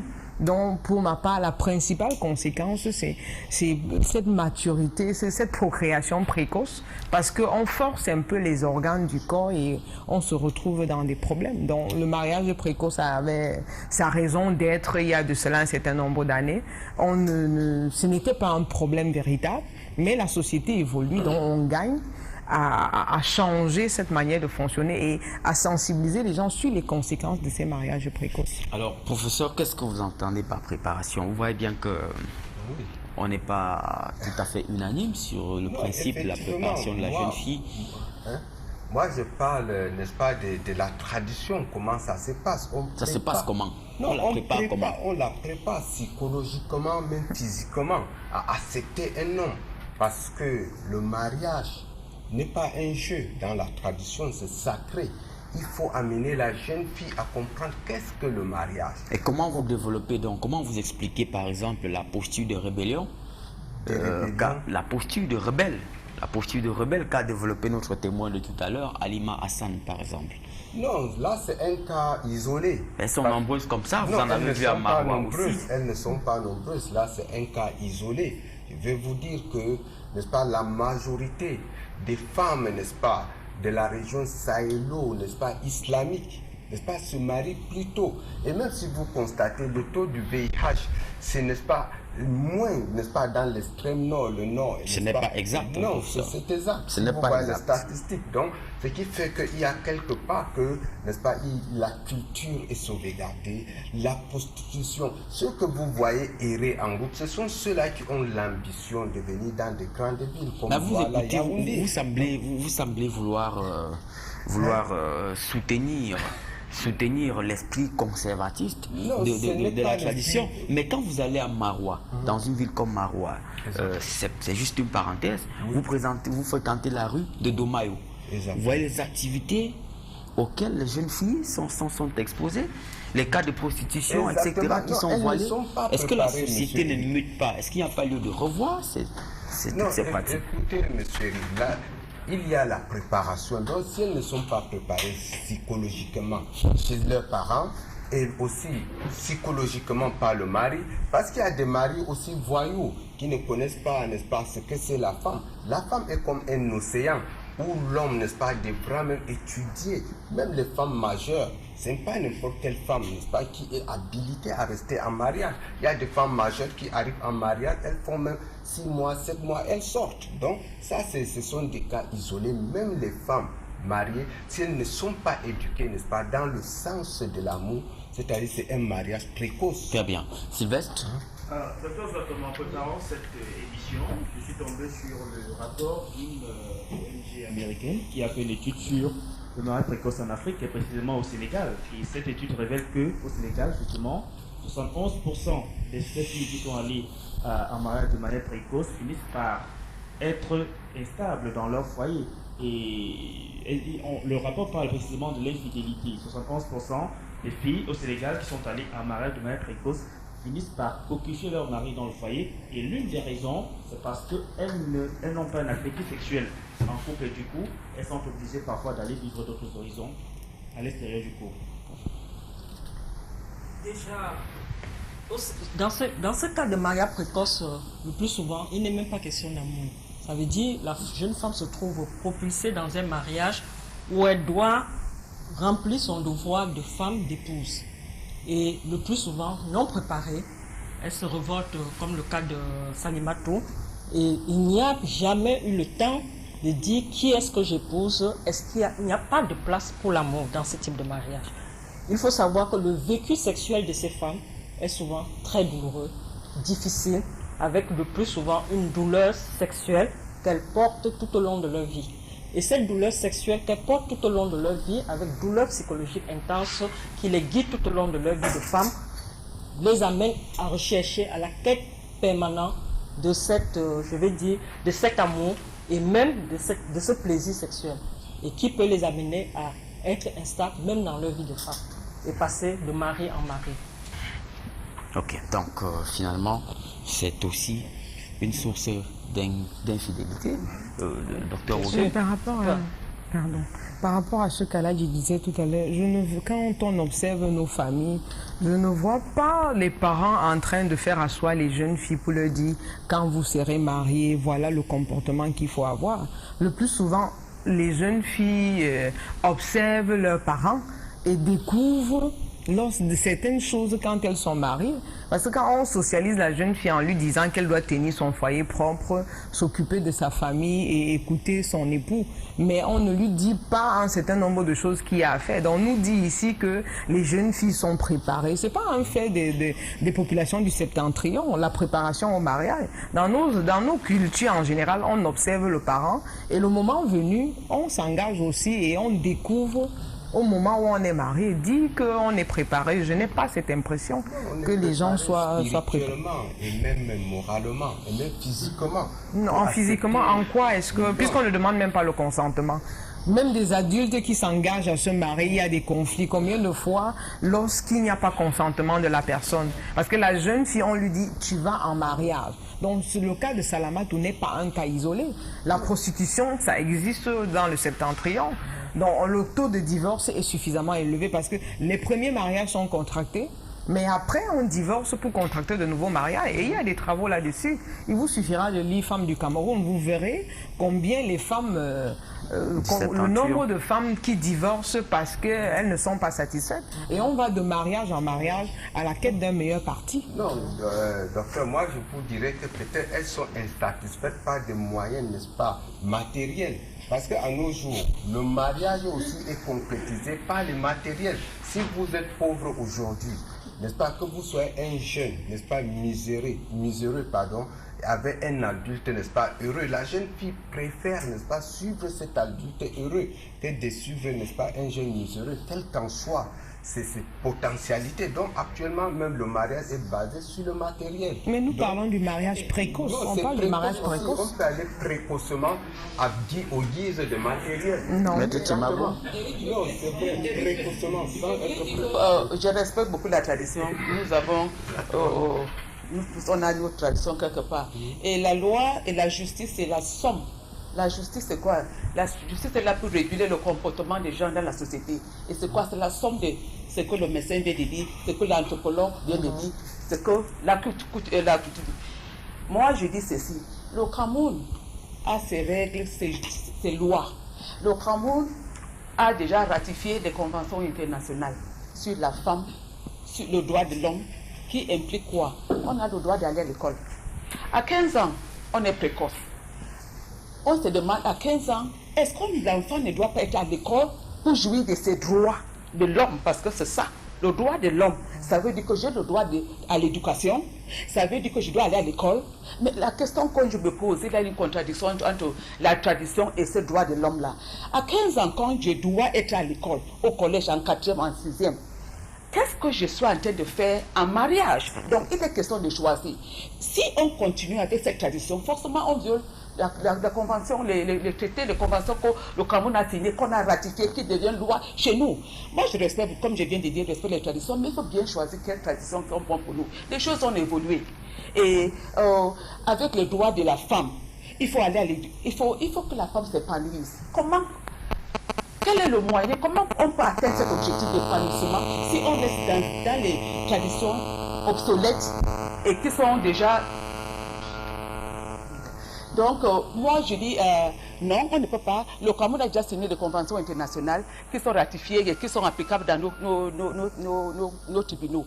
Et on ne peut pas accepter les coutumes qui sont déjà obsolètes, qui sont en train de vouloir violer ces mêmes conventions qu'on a signées. Donc, il n'a pas question que l'enfant, à 15 ans, a un mariage, l'enfant qui doit trouver sa place à l'école, en train de poursuivre ses études et en train de jouir ses droits. Il n'a pas question qu'un enfant comme ça, c'est plutôt un mariage. Donc, on ne peut pas continuer à perpétuer les traditions qui... Sous le contrôle du maître, même quand le législateur dit que la jeune fille doit se marier peut se marier à 15 ans et le garçon à 17 ans, que la fille ait 15 ans et le garçon 17 ans, les deux sont immatures. Donc même nos législateurs gagneraient à revisiter cette date-là, à reviser cette date-là, parce que vraiment à 15 ans, moi je vois des jeunes gens qui... Moi je suis enseignante à l'université de Douala. J'ai souvent un questionnaire que je soumets aux étudiantes en première année. Aucune étudiante ne me parle de mariage en première année. Mais en 3e année, je remets parfois le même questionnaire, mais toutes disent, bon, maintenant, comme j'aurai ma licence, j'aimerais me marier. Parce que quand elles ont leur licence, elles ont au moins 22 ans. Parce qu'il y a des jeunes filles aujourd'hui, à 22 ans, vous leur présentez un prétendant, elles vont vous dire, je ne suis pas prête pour le mariage. Imaginez donc une jeune fille de 15 ans qui posait, c'est un problème. Elle m'a interpellée. Oui, cette affaire de 17 ans que le législateur a fixé minimum pour un garçon de 7 ans à 15 ans, c'est l'exception. Sinon, il faut la majorité. L'exception, comme je viens de dire, nous sommes dans une science sociale. Science inexacte. ça peut arriver que... Et là, l'exception, c'est quoi? Peut-être la fille est enceinte. Et dans ce cas-là, en plus de ça, il faut que les parents assument ce consentement que les enfants n'ont pas donné parce qu'ils sont précoces. Donc, il y a quand même, comment on dirait, un backup. Un backup. On ne peut pas les laisser comme ça, ils n'ont pas de consentement. Il faut voir, c'est une exception. Qu'est-ce qui se passe? Pourquoi on doit laisser ces enfants-là se marier? Parce que ce sont les enfants. Moi, je continue à les appeler les enfants. Pourquoi on doit les laisser? La fille a 15 ans. Peut-être elle est déjà enceinte et c'est une exception. Et dans ce cas-là, il faut que quelqu'un, ses parents, doit prendre ce consentement à sa place. Alors, professeur, vous ne semblez pas d'accord, hein? Ouais, non, pour vous, moi, je suis d'accord, mais sinon nous sommes pour un principe parce que la tradition, vu le temps, vu tout ce qui nous sont bombardés dans les médias, les films pornographiques, même aujourd'hui à 13 ans, nous voyons les filles dans nos rues se prostituer, donc pour sauvegarder, pour empêcher, n'est-ce pas, cette hémorragie. Donc les parents prennent des décisions et disent que ma fille, comme tu es à l'âge de la puberté et que tu arrives chez moi, n'est-ce pas, à des heures tardives et que tu m'empêches et que tu peux me donner même, n'est-ce pas, l'AVC, donc j'ai décidé, je vais te donner un mari et d'ici peut-être 1 mois ou 2 mois, amène-moi un prétendant. Donc si elle n'a rien, le parent voyant qu'il est en danger de crise cardiaque, donc il peut donner, n'est-ce pas, il peut imposer un mariage. Et c'est normal pour vous. Quitte à la fille, n'est-ce pas, déserter la famille et aller se chercher ailleurs. Le parent a fait son devoir. Donc, parce qu'aujourd'hui, vous êtes un journaliste chevronné, vous voyez, n'est-ce pas, disons les films pornographiques que nos jeunes enfants voient, vous voyez, n'est-ce pas, dans des sites internet, où nos jeunes enfants, à 12 ans, une fille connaît, n'est-ce pas, tous les paramètres de la sexualité. Donc, c'est difficile. Ça, ce sont des cultures, n'est-ce pas, qui nous viennent d'ailleurs pour empêcher, n'est-ce pas, certaines, n'est-ce pas, valeurs. Vous voyez, donc aujourd'hui, vous voyez ces filles qui vagabondent. Ces filles, n'est-ce pas, qu'on les appelle des méphistiques, c'est-à-dire ces filles qui ont perdu même le sens du goût de mariage. Ok. Docteur Warden? Le mariage précoce ne saurait être la solution à une mauvaise éducation ou à la délinquance d'un enfant. D'une enfant plutôt, puisque nous parlons ici des filles. Parce que quand on parle, les filles qu'on voit aujourd'hui prostituées, ce n'est pas parce qu'elles n'ont peut-être pas, du moins chacun a sa manière de vivre. Donc il y a même des filles qui sont scolarisées, qui se prostituent. Même dans les familles où les gens ont les moyens, les gens se prostituent. Donc ne dites pas que... Mais non, ce n'est pas toujours parce qu'on a refusé le mariage. Le mariage précoce ne peut pas être la solution aux problèmes que nous rencontrons dans notre... C'est le mariage précoce qui est désastreux. Non, c'est désastreux par rapport à la jeune fille du fait de son âge.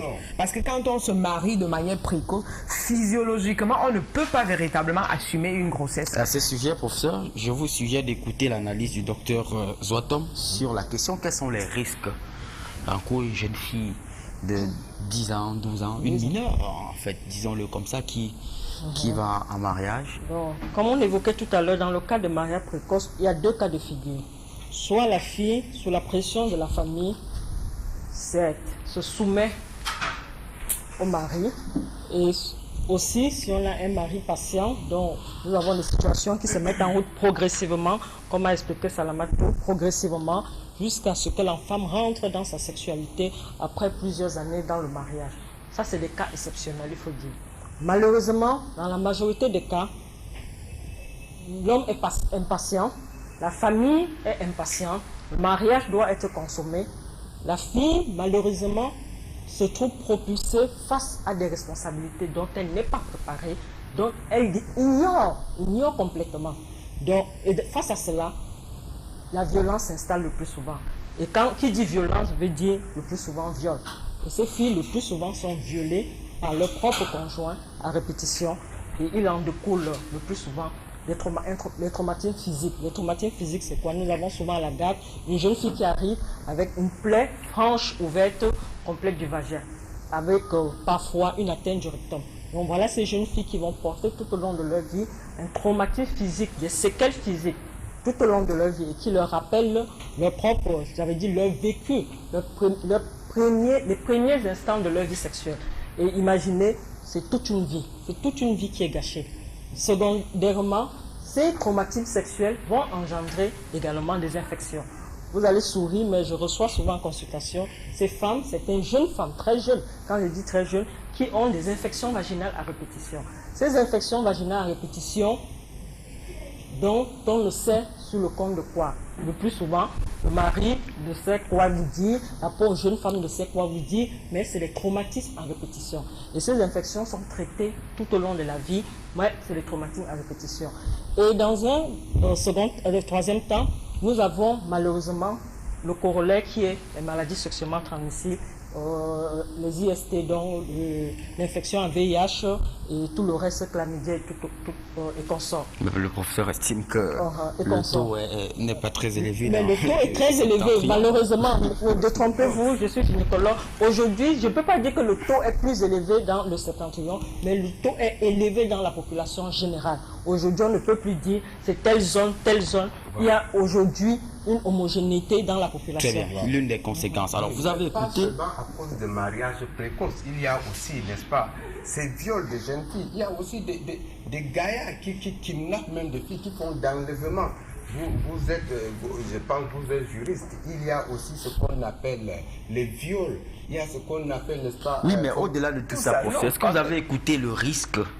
Non, le risque... Le risque ou bien les conséquences qui découlent de cette union précoce. Est-ce que vous avez écouté la lecture, l'analyse du quand une fille déjà atteint l'âge de la puberté, que ce soit le mariage précoce, que ce soit la débauche sexuelle, elle est excitée d'aller vers un homme qui peut la défoncer. Et tout ça, il y a des risques.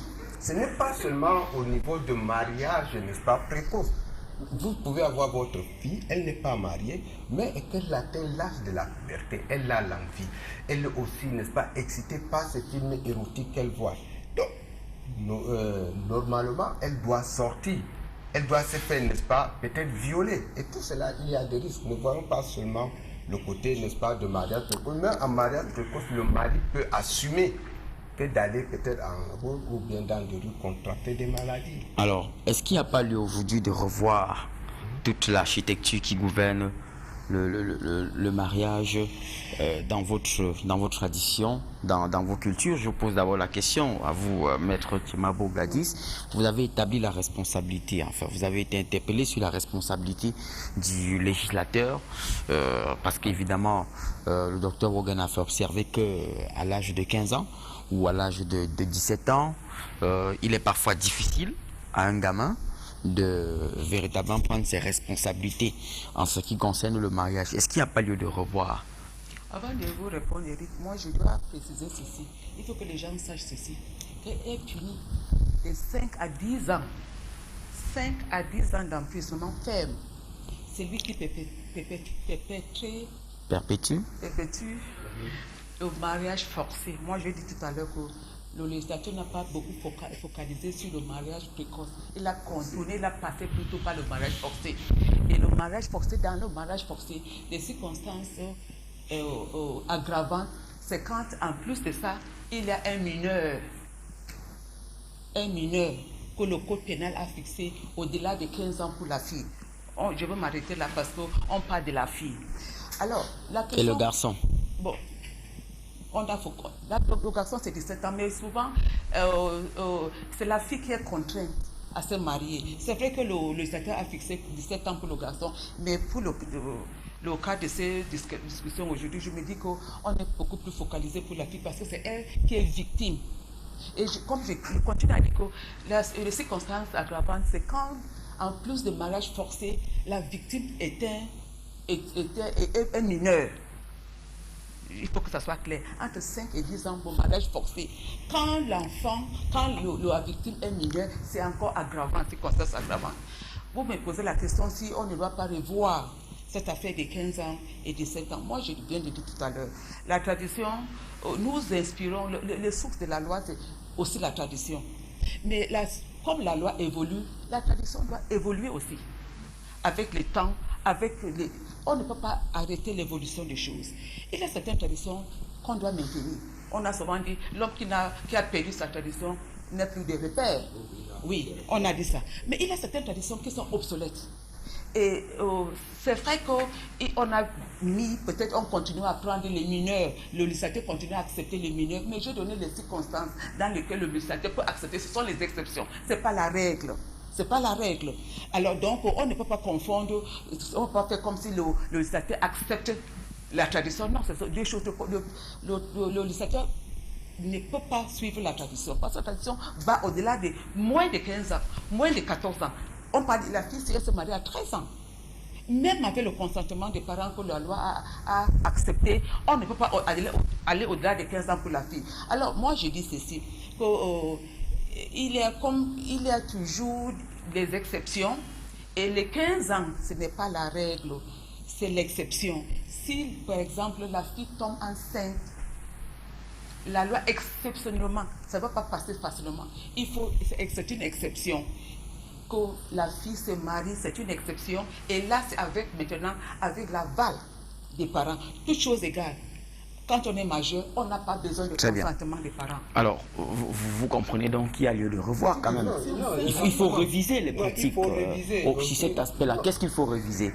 Non, monsieur Eric, je vois qu'il faut réviser la société en général, parce qu'on voit les viols des mineurs, que même, n'est-ce pas, les filles même qui ne sont pas en mariage sont violées par des adultes, par des gens en groupe. Donc il faut tout revoir l'ensemble.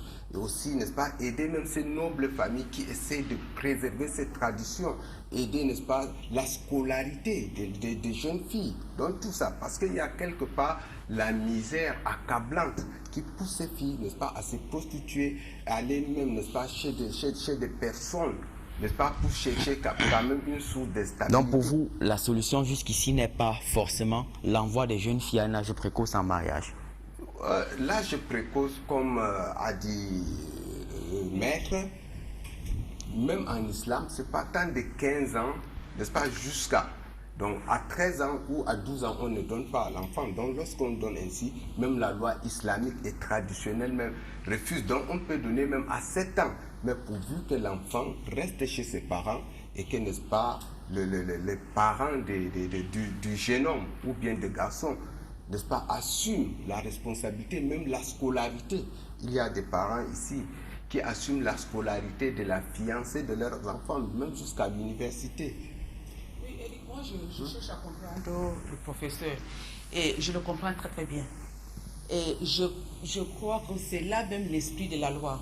Parce que c'est pour cela que la loi n'a pas voulu aller directement contre le mariage précoce.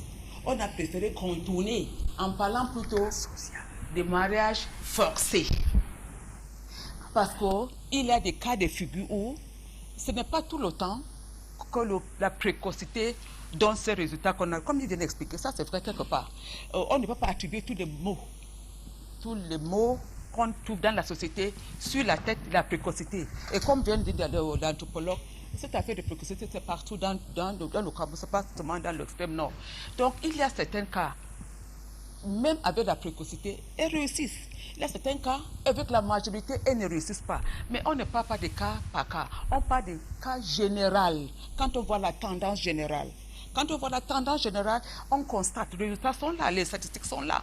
On a fait les recherches. La tendance générale, c'est que quoi? C'est que la précocité donne souvent à tel résultat. C'est pour cela que le législateur, voyant ces résultats qui ne sont pas intéressants, pas du tout, a fixé, sans toutefois aller contre la précocité en tant que tel directement, a fixé en disant qu'il faut ce consentement, sachant très bien que quand on est précoce, on ne peut pas donner le consentement nécessaire pour le mariage. Le mariage, le consentement, c'est comme je dis, condition de fond. Et on peut annuler, c'est nullité absolue quand il n'y a pas de consentement. Et le consentement est nécessairement lié à la précocité. Donc, le législateur a voulu aménager tout le monde. Très bien, c'est compris. Alors, docteur Wogan, finalement, qu'est-ce qu'il faut revoir? Il faut repenser, non, toutes ces pratiques. Il faut l'adapter à l'évolution sociale. Oui, il faut l'adapter, mais il faudrait bien qu'on reste dans le sujet qui est le mariage précoce. Ici, c'est un mariage précoce du fait de l'âge de la jeune fille, parce que je pense que la personne qui nous intéresse ici, c'est la jeune fille et non le garçon. La jeune fille, pourquoi? Parce que elle a un rôle à jouer une fois qu'elle est mariée, parce qu'elle prend le statut d'épouse. Et en tant qu'épouse, elle a un rôle sexuel auprès de son partenaire, un rôle économique, un rôle maternel, et un certain nombre de choses qu'elle doit faire pour maintenir son foyer. Or, s'il ne s'agissait que de l'activité sexuelle comme par là, ce n'est pas un problème parce qu'on peut avoir une activité sexuelle étant élève, mais on n'a pas d'engagement vis-à-vis de quelqu'un. Mais du moment où on est engagé à être épouse, les responsabilités sont énormes. Et une jeune fille de 12, 15, 16, même 18 ans n'est pas prête socialement, physiologiquement à assumer ce rôle d'épouse parce que même les gynécologues disent bien que les maternités précoces sont problématiques pour la jeune fille parce que la médecine ne peut pas tout faire. Nous avons dans le septentrion les filles qui subissent les fistules obstétricales où une jeune fille ne peut plus se mettre à l'aise aisément parce que ces selles vont directement dans son vagin. Je pense que l'important ici c'est de parler des conséquences de ces mariages précoces.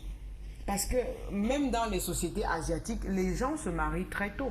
Il y a des cultures où à 10, 12 ans, même avant 12 ans, une jeune fille est envoyée dans sa future belle famille. Mais on l'envoie pour qu'elle s'habitue à ses parents, à ses beaux-parents, comme étant de nouveaux parents, pour qu'on n'ait pas la relation belle-fille, belle-mère que nous rencontrons dans notre société. Très bien. Alors, docteur Zouatom, est-ce qu'il y a des dispositions particulières à prendre par les jeunes filles qui sont disposées à être envoyées en mariage à un âge précoce?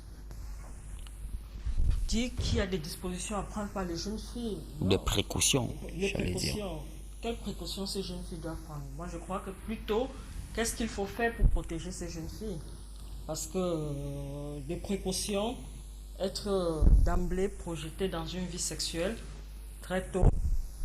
Deuxièmement, pouvoir subir la maternité à un âge précoce, en sachant qu'à un âge précoce, la maternité est le plus souvent émaillée de soucis chez ces jeunes filles qui vivent, en général, il faut le dire, la majorité vivent dans la précarité.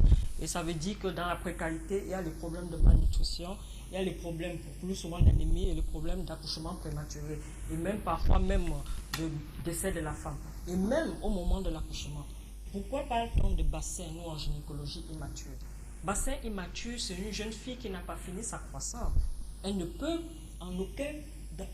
il n'y a pas de possibilité pour elle d'avoir un accouchement, de pouvoir accoucher par les voies naturelles. Donc, parce qu'elle n'a pas fini sa croissance, le bassin n'a pas encore atteint les dimensions suffisantes pour permettre un accouchement par voie basse. Ce n'est pas parce qu'une femme ovule, une femme peut tomber enceinte qu'elle peut enfanter. C'est deux entités différentes. Et c'est pour ça que lorsque les hommes de droit se mettent autour d'une table, il y a eu l'apport des médecins, l'apport des sociologues, tout un ensemble d'éléments réunis qui amènent les hommes de droit à établir des lois en disant qu'il y a un âge requis. Parce qu'on sait qu'après 15 ans, la jeune fille a le plus souvent atteint une certaine maturité pour pouvoir enfanter par voie basse. Lorsque vous prenez une jeune fille de 12 ans, malheureusement, si elle se trouve dans une zone éloignée, dans une zone où elle n'a pas accès aux soins, on assiste le plus souvent à la mortalité de la femme dans un contexte d'hémorragie, de rupture utérine. Très bien. Merci à vous d'être venu sur ce plateau. Merci pour vos différentes analyses, pour vos différents éclairages. Alors, vous restez avec nous, ne partez pas. Je vous propose de suivre ce cas social qui est en chantier depuis plusieurs semaines et qui mobilise nos énergies depuis des semaines. Je vous propose de suivre d'abord ce reportage et ensuite, vous aurez des nouvelles fraîches.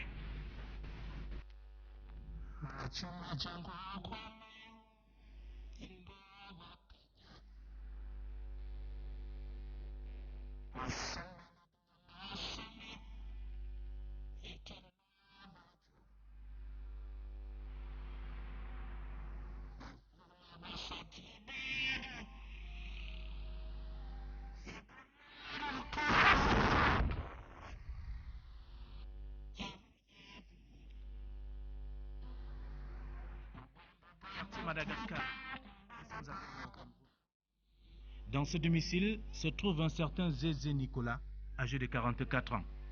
Avec son statut de chômeur, Nicolas n'en revient pas toujours depuis le jour où sa fille, la petite Majoline Bosé, âgée de 10 ans, partie pour des études à Kumba dans le sud-ouest chez sa tante, est revenue de là dans un état critique.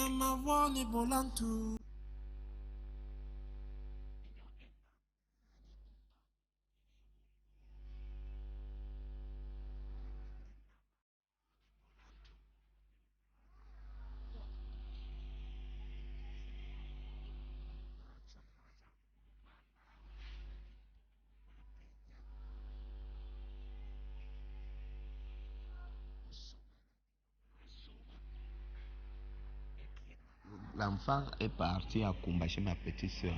C'est de Kumba qu'elle est revenue dans cet état qu'elle se retrouve. Donc, on m'a fait comprendre que c'était un accident à l'école, tout court.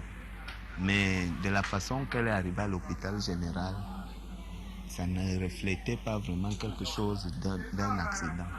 Puisqu'elle est revenue, presque on pouvait même croire que ses pieds étaient déjà en décomposition.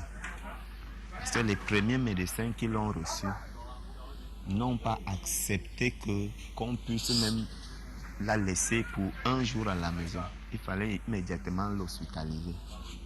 Tout le corps était enflé. Tout.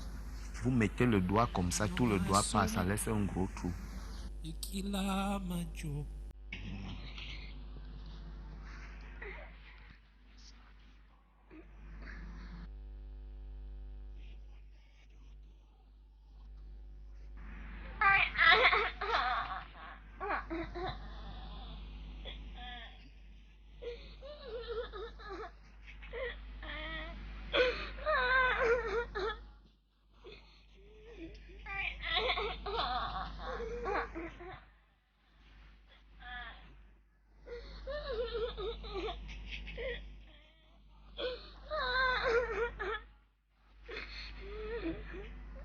À y voir de près, chaque fois que Nicolas regarde sa fille dans cet état, il coule les larmes.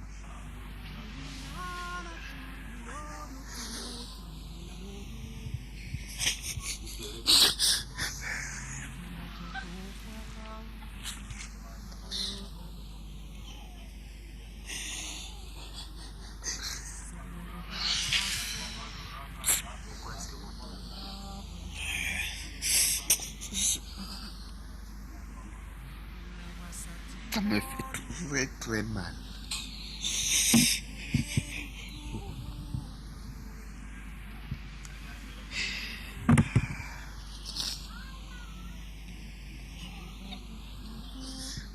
Ça me fait très mal quand je vois cet enfant qui n'a pas connu sa maman.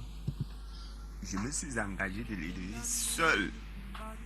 Même pas l'envoyer ni chez ma maman ni chez ma soeur.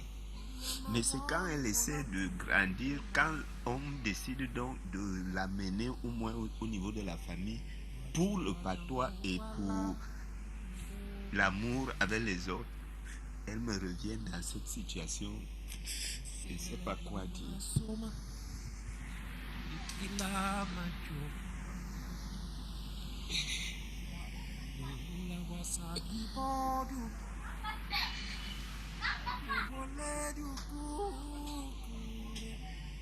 Nicolas, sans moyens, n'a pas pu garder sa fille dans la plupart des centres hospitaliers parcourus depuis qu'elle est malade. Des examens effectués ont révélé que la petite Marjolie a été victime de 3 fractures.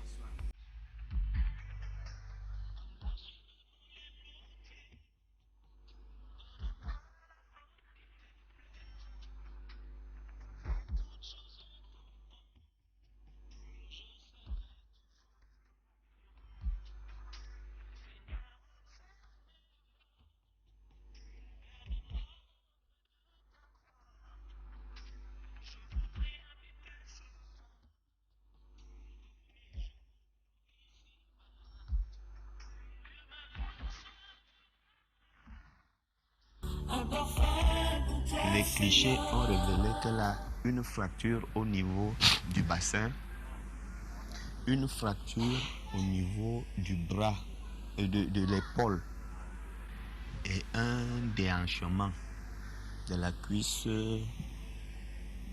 droite. Elle s'est retrouvée à la maison maintenant à cause des moyens. Parce que ça demande beaucoup de moyens. Comme elle a une fracture au niveau de la hanche qui la met en déséquilibre, elle ne peut plus bouger. Soulever le pied, c'est impossible. On est obligé, malgré tout ce qu'on avait demandé, de rester à la maison pour le moment parce qu'il n'y a plus rien pour qu'on puisse continuer à la suivre à l'hôpital. Le médecin voulait absolument nous garder parce qu'il avait dit qu'il ne fallait pas que je rentre à la maison. Mais les factures qui ne pouvaient pas encore être... Je ne pouvais plus payer parce que le petit peu que j'avais Je l'ai engagé croyant que c'était une situation qui pouvait s'arranger là. Mais quand les choses se sont avérées impossibles pour moi, j'étais obligé de faire recul, croyant que je pouvais remonter. Mais jusqu'à présent, je suis comme ça.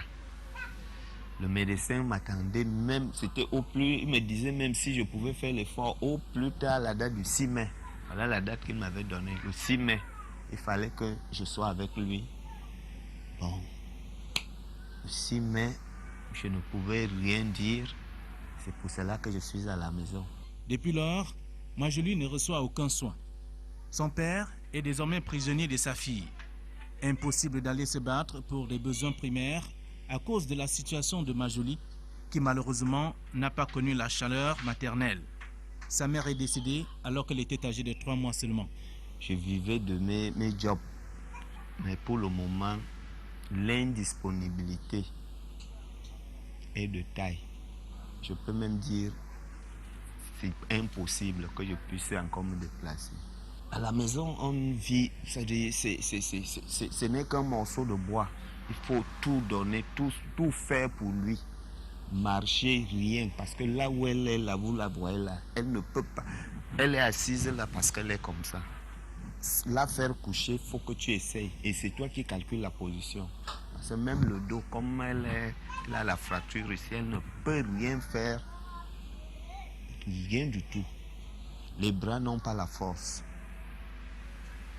Si elle veut boire de l'eau, elle veut faire les selles, tout. C'est quelqu'un d'autre qui doit le faire, qui doit l'aider pour le déplacement.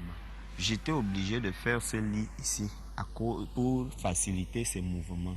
Parce que comme elle est invalide, donc ici, là, quand elle va aller faire les selles, on porte vite aller derrière. Quand peut-être elle veut aussi aller peut-être dehors où elle veut causer avec les autres, elle peut être là. Que de la laisser dans une chambre où pour qu'elle cause aussi, il faut que tout le monde ne peut pas entrer dans la chambre pour aller la retrouver. Et ici, elle peut se distraire, malgré qu'elle ne peut pas tourner quand elle dort. Elle entend au moins, bon, tantôt elle peut visionner, étant ici, s'il y a possibilité. La petite Majoli qui attend l'aide de tous ne perd pas espoir de retrouver ses camarades de l'école. Quand je vois mes amis partir à l'école, ça me fait mal que moi aussi, je vois mes amis partir à l'école, moi aussi je reste. Je vois mes amis jouer, moi ici, je suis là, je ne fais rien. Moi aussi, je fais un peu mal, je veux aussi marcher comme mes amis, pour jouer aussi, pour aller à l'école, pour faire aussi comme eux, qu'on m'aide beaucoup, qu'on m'aide, on aide aussi ma famille.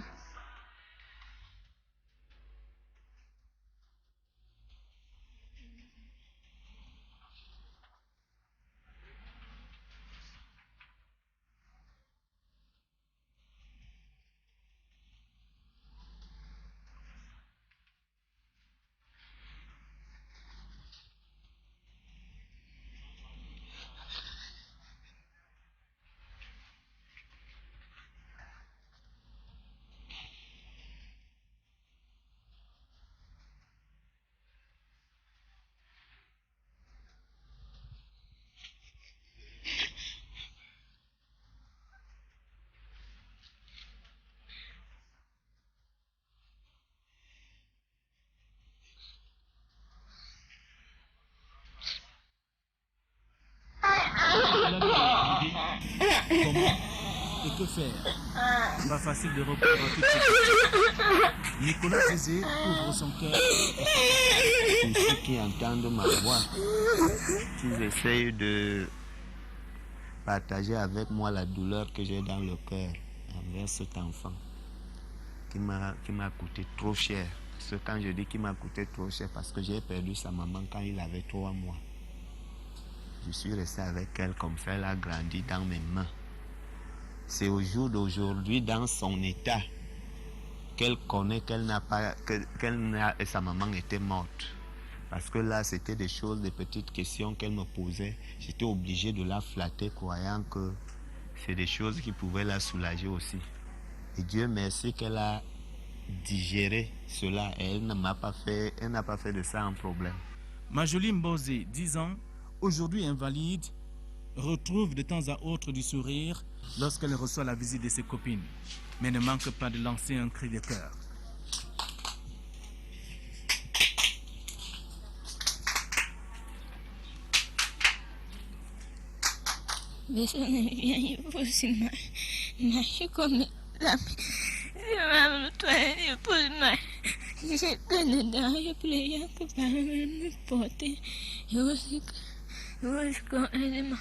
Mon père qui fait n'importe quoi pour me dire que tout le monde m'aide aussi. Avec ça, on comprend que la vie a des surprises.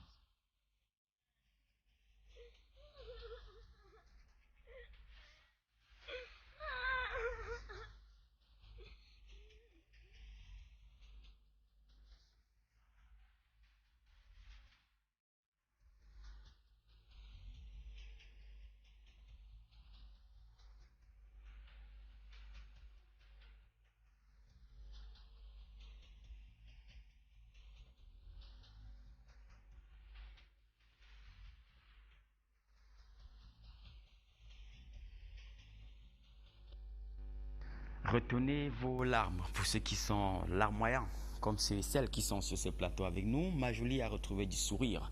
Je propose de revoir les dernières images que nous avons eues d'elle, avant bien sûr d'apprendre les toutes dernières nouvelles et d'autres nouvelles, d'autres cas sociaux. A tout de suite.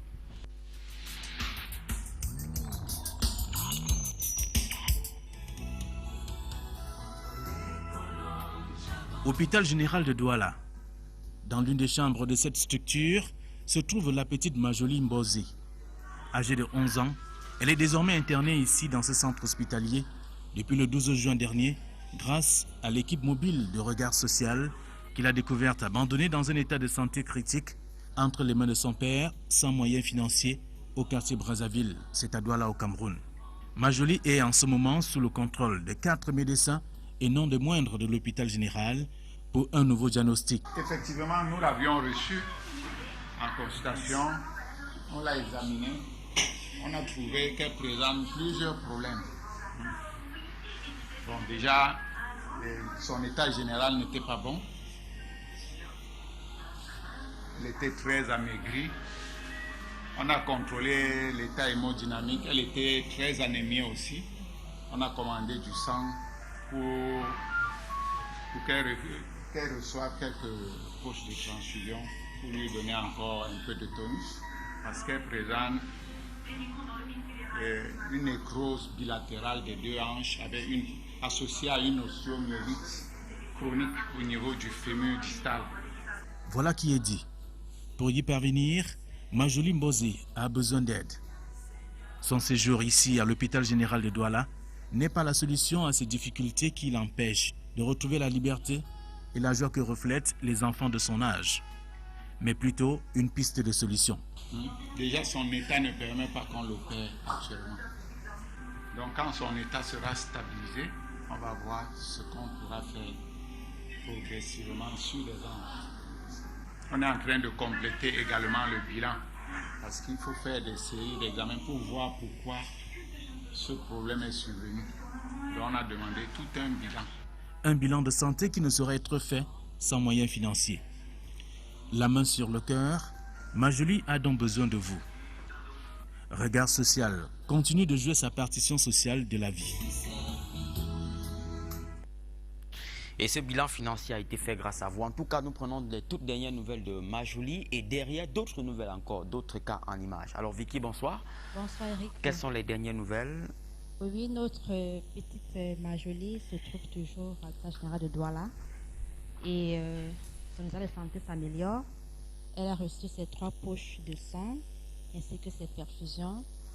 Pour le moment, nous n'avons pas encore la date exacte de l'opération, mais elle ne saurait tarder, bien que cet enfant, normalement, vraiment se porte de mieux en mieux. Tout cela grâce à vos dons, à vos contributions, à vos prières également, et aussi grâce à l'équipe dynamique des médecins de l'hôpital général de Douala. Merci encore une fois de plus. Et les contributions continuent. Nous avons M. Martial Kebou, 20 000 francs, Anonyme 5 000, Guy Francis 50 000, Maguepeo Rachel, 20 000 francs. Monsieur Bobda, 15 000. Madame Ekambi Dorothée, 20 000 francs. Wandi, 10 000. Dallas Tana, 2 000 francs. Anonyme depuis Bafoussam, 5 000. Madame Diane Bit, 10 000 francs. Également, Christelle, Mathilde et Juliette depuis Yaoundé, 5 000. Monsieur Djambou, Madame Djambou, pardon, Geneviève, 20 000 francs. Pauline depuis Yaoundé, 15 000. Madame Magne Nadège Florette, 50 000 francs. Kinke Ndjoukan Sidonie, 10 000 francs. Madame Sandrine Kwam depuis Bafoussam également, 5 000 francs. Victor, 10 000. Tonga Willy, 2 000 francs. Tézébon Robert, 10 000. Madame Reine Kassavi depuis Cotonou, c'est au bonheur, 100 000 francs. Monsieur Claude Guy depuis Port-Gentil également, 20 000 francs. Famille Messanga Elvis Christian, c'est à Ebolova, 50 000 francs CFA. Gongan Yves, 3 000. Magné, 5 000. Ngomalieu Toula, 20 000. Nia Roberto, 10 000. Alors, vos dons sont toujours attendus quant à l'opération de Majoli au 33 14 26 18. Merci à vous tous qui regardez notre émission Regard Social avec la main sur le cœur. Vous pouvez toujours vous rendre au bureau à Equinox, Carrefour Equinox à Bonacqua-Moi. Merci. Très bien. Merci à vous, Vicky, et merci aussi à nos différents téléspectateurs pour ces gestes de solidarité. Alors, souvenez-vous des enfants hydrocéphales qui sont passés sur ce plateau dans cette émission. Ce jour-là, nous questionnions l'état des plateaux techniques dans notre pays. Eh bien, les nouvelles sont de plus en plus bonnes. L'un de ces cas a pu évidemment retrouve progressivement le sourire. Je vous propose de suivre ce reportage. Nous avons suivi de bout en bout, au lendemain de cette émission, tout le processus. Je vous propose de suivre cet élément. Je reste toujours à la maison, même le maïs là. Si quelqu'un ne me donne pas, que je ne peux pas nourrir l'enfant avec, il va toujours rester à pleurer. Parce que je suis seule. Mon père était mort, ma mère est morte. Le père de l'enfant a fui laisser l'enfant. Les pleurs d'une mère sur le plateau de Regard Social. C'était il y a exactement un mois.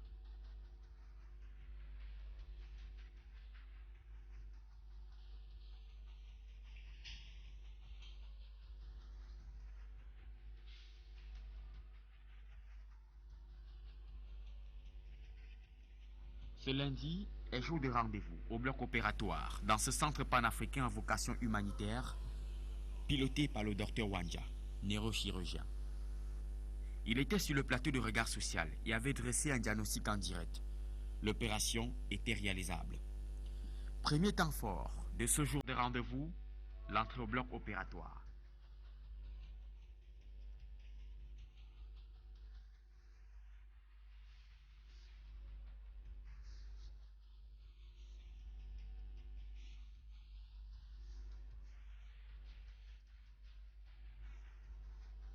Le malade de Regard Social, le petit brillant, entame le chemin du sourire.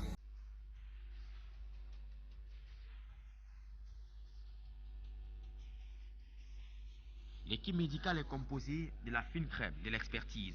Le docteur Paul Samdion, anesthésiste, qui a interrompu un séjour en France pour donner la vie à un patient qu'il a regardé sur Equinox Télévision dans l'émission Regard Social. Disons que je l'ai vu passer rapidement dans l'émission de la télé Equinox, Regard Social. Bon, je dis, tiens, voilà encore un enfant qui est victime. Bon, je ne savais pas que ça allait prendre une autre tournure. Quand mon confrère m'a dit, c'est le même enfant que j'ai vu passer, j'ai dit, pourquoi pas? Je suis là. Ensuite, le docteur Nguedna Claude. Puis, le docteur Eric Moto, médecin urgentiste. Et enfin, le docteur Wanja, maître adjoint et pionnier de la neurochirurgie au Cameroun. Dans le bloc opératoire, l'opération consiste à installer un matériel dans l'organisme de cet enfant pour que sa tête se vide de son liquide anormal. Les gars sous indiens qu'on a cette valve à 275 000 francs ici. Donc c'est la valve de Chabra, c'est Chabra qui a inventé ça. Voilà la valve que je vais prendre de manière stérile. Voilà, là voici. N'est-ce pas, voici la valve donc qu'on va mettre, vous allez voir. Voilà, on va essayer de mettre celle-là ici. Et puis après on continuera pour mettre dans l'abdomen. Au bout de 4 heures, l'opération a connu un succès. 4 heures d'intense travail sous le regard vigilant de regard social. Quelques instants plus tard, la mère est au chevet de son fils. L'anxiété et la peur se sont estompées.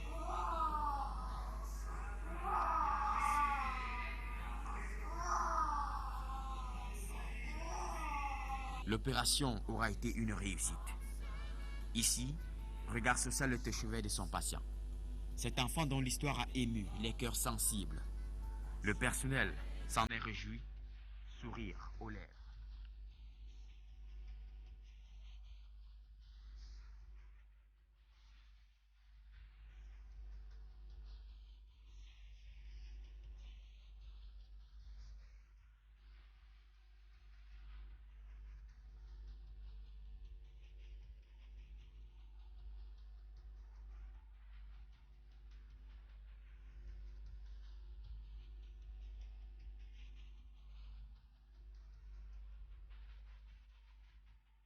Plus important, l'hôpital aura supporté les charges énormes.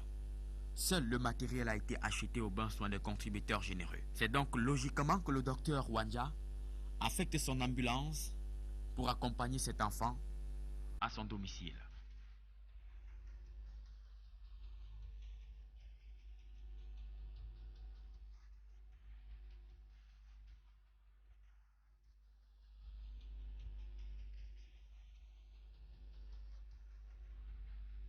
Alors, il faut signaler que cette opération aurait pu coûter des millions de francs CFA. Il faut saluer surtout la diligence, la dextérité, l'expertise du docteur Wanja, pionnier de la neurochirurgie au Cameroun, qui aura tout donné pour le succès de cette opération. Merci aussi à nos différents téléspectateurs.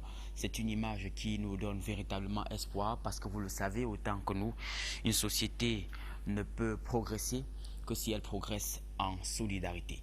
Alors, mesdames, messieurs, merci pour votre très aimable attention. Avant de partir, je signale que dans les prochains jours, nous donnerons la parole à ces femmes qui ont choisi, qui ont fait le choix de vivre seules, sans mari, sans enfant, et qui ne s'en plaignent pas. Donc, si vous en faites partie, vous êtes une femme d'un certain âge, vous avez fait le choix de vivre sans enfant, de vivre sans mari, partagez vos histoires avec nous, appelez-nous au 33 13 08 10, au 33 13 08 10, précédé du 237 ou encore au 22 64 29 89, 22 64 29 89, précédé bien sûr du 237 pour raconter vos différentes histoires. Alors mesdames, messieurs, merci pour tout et surtout, bonsoir.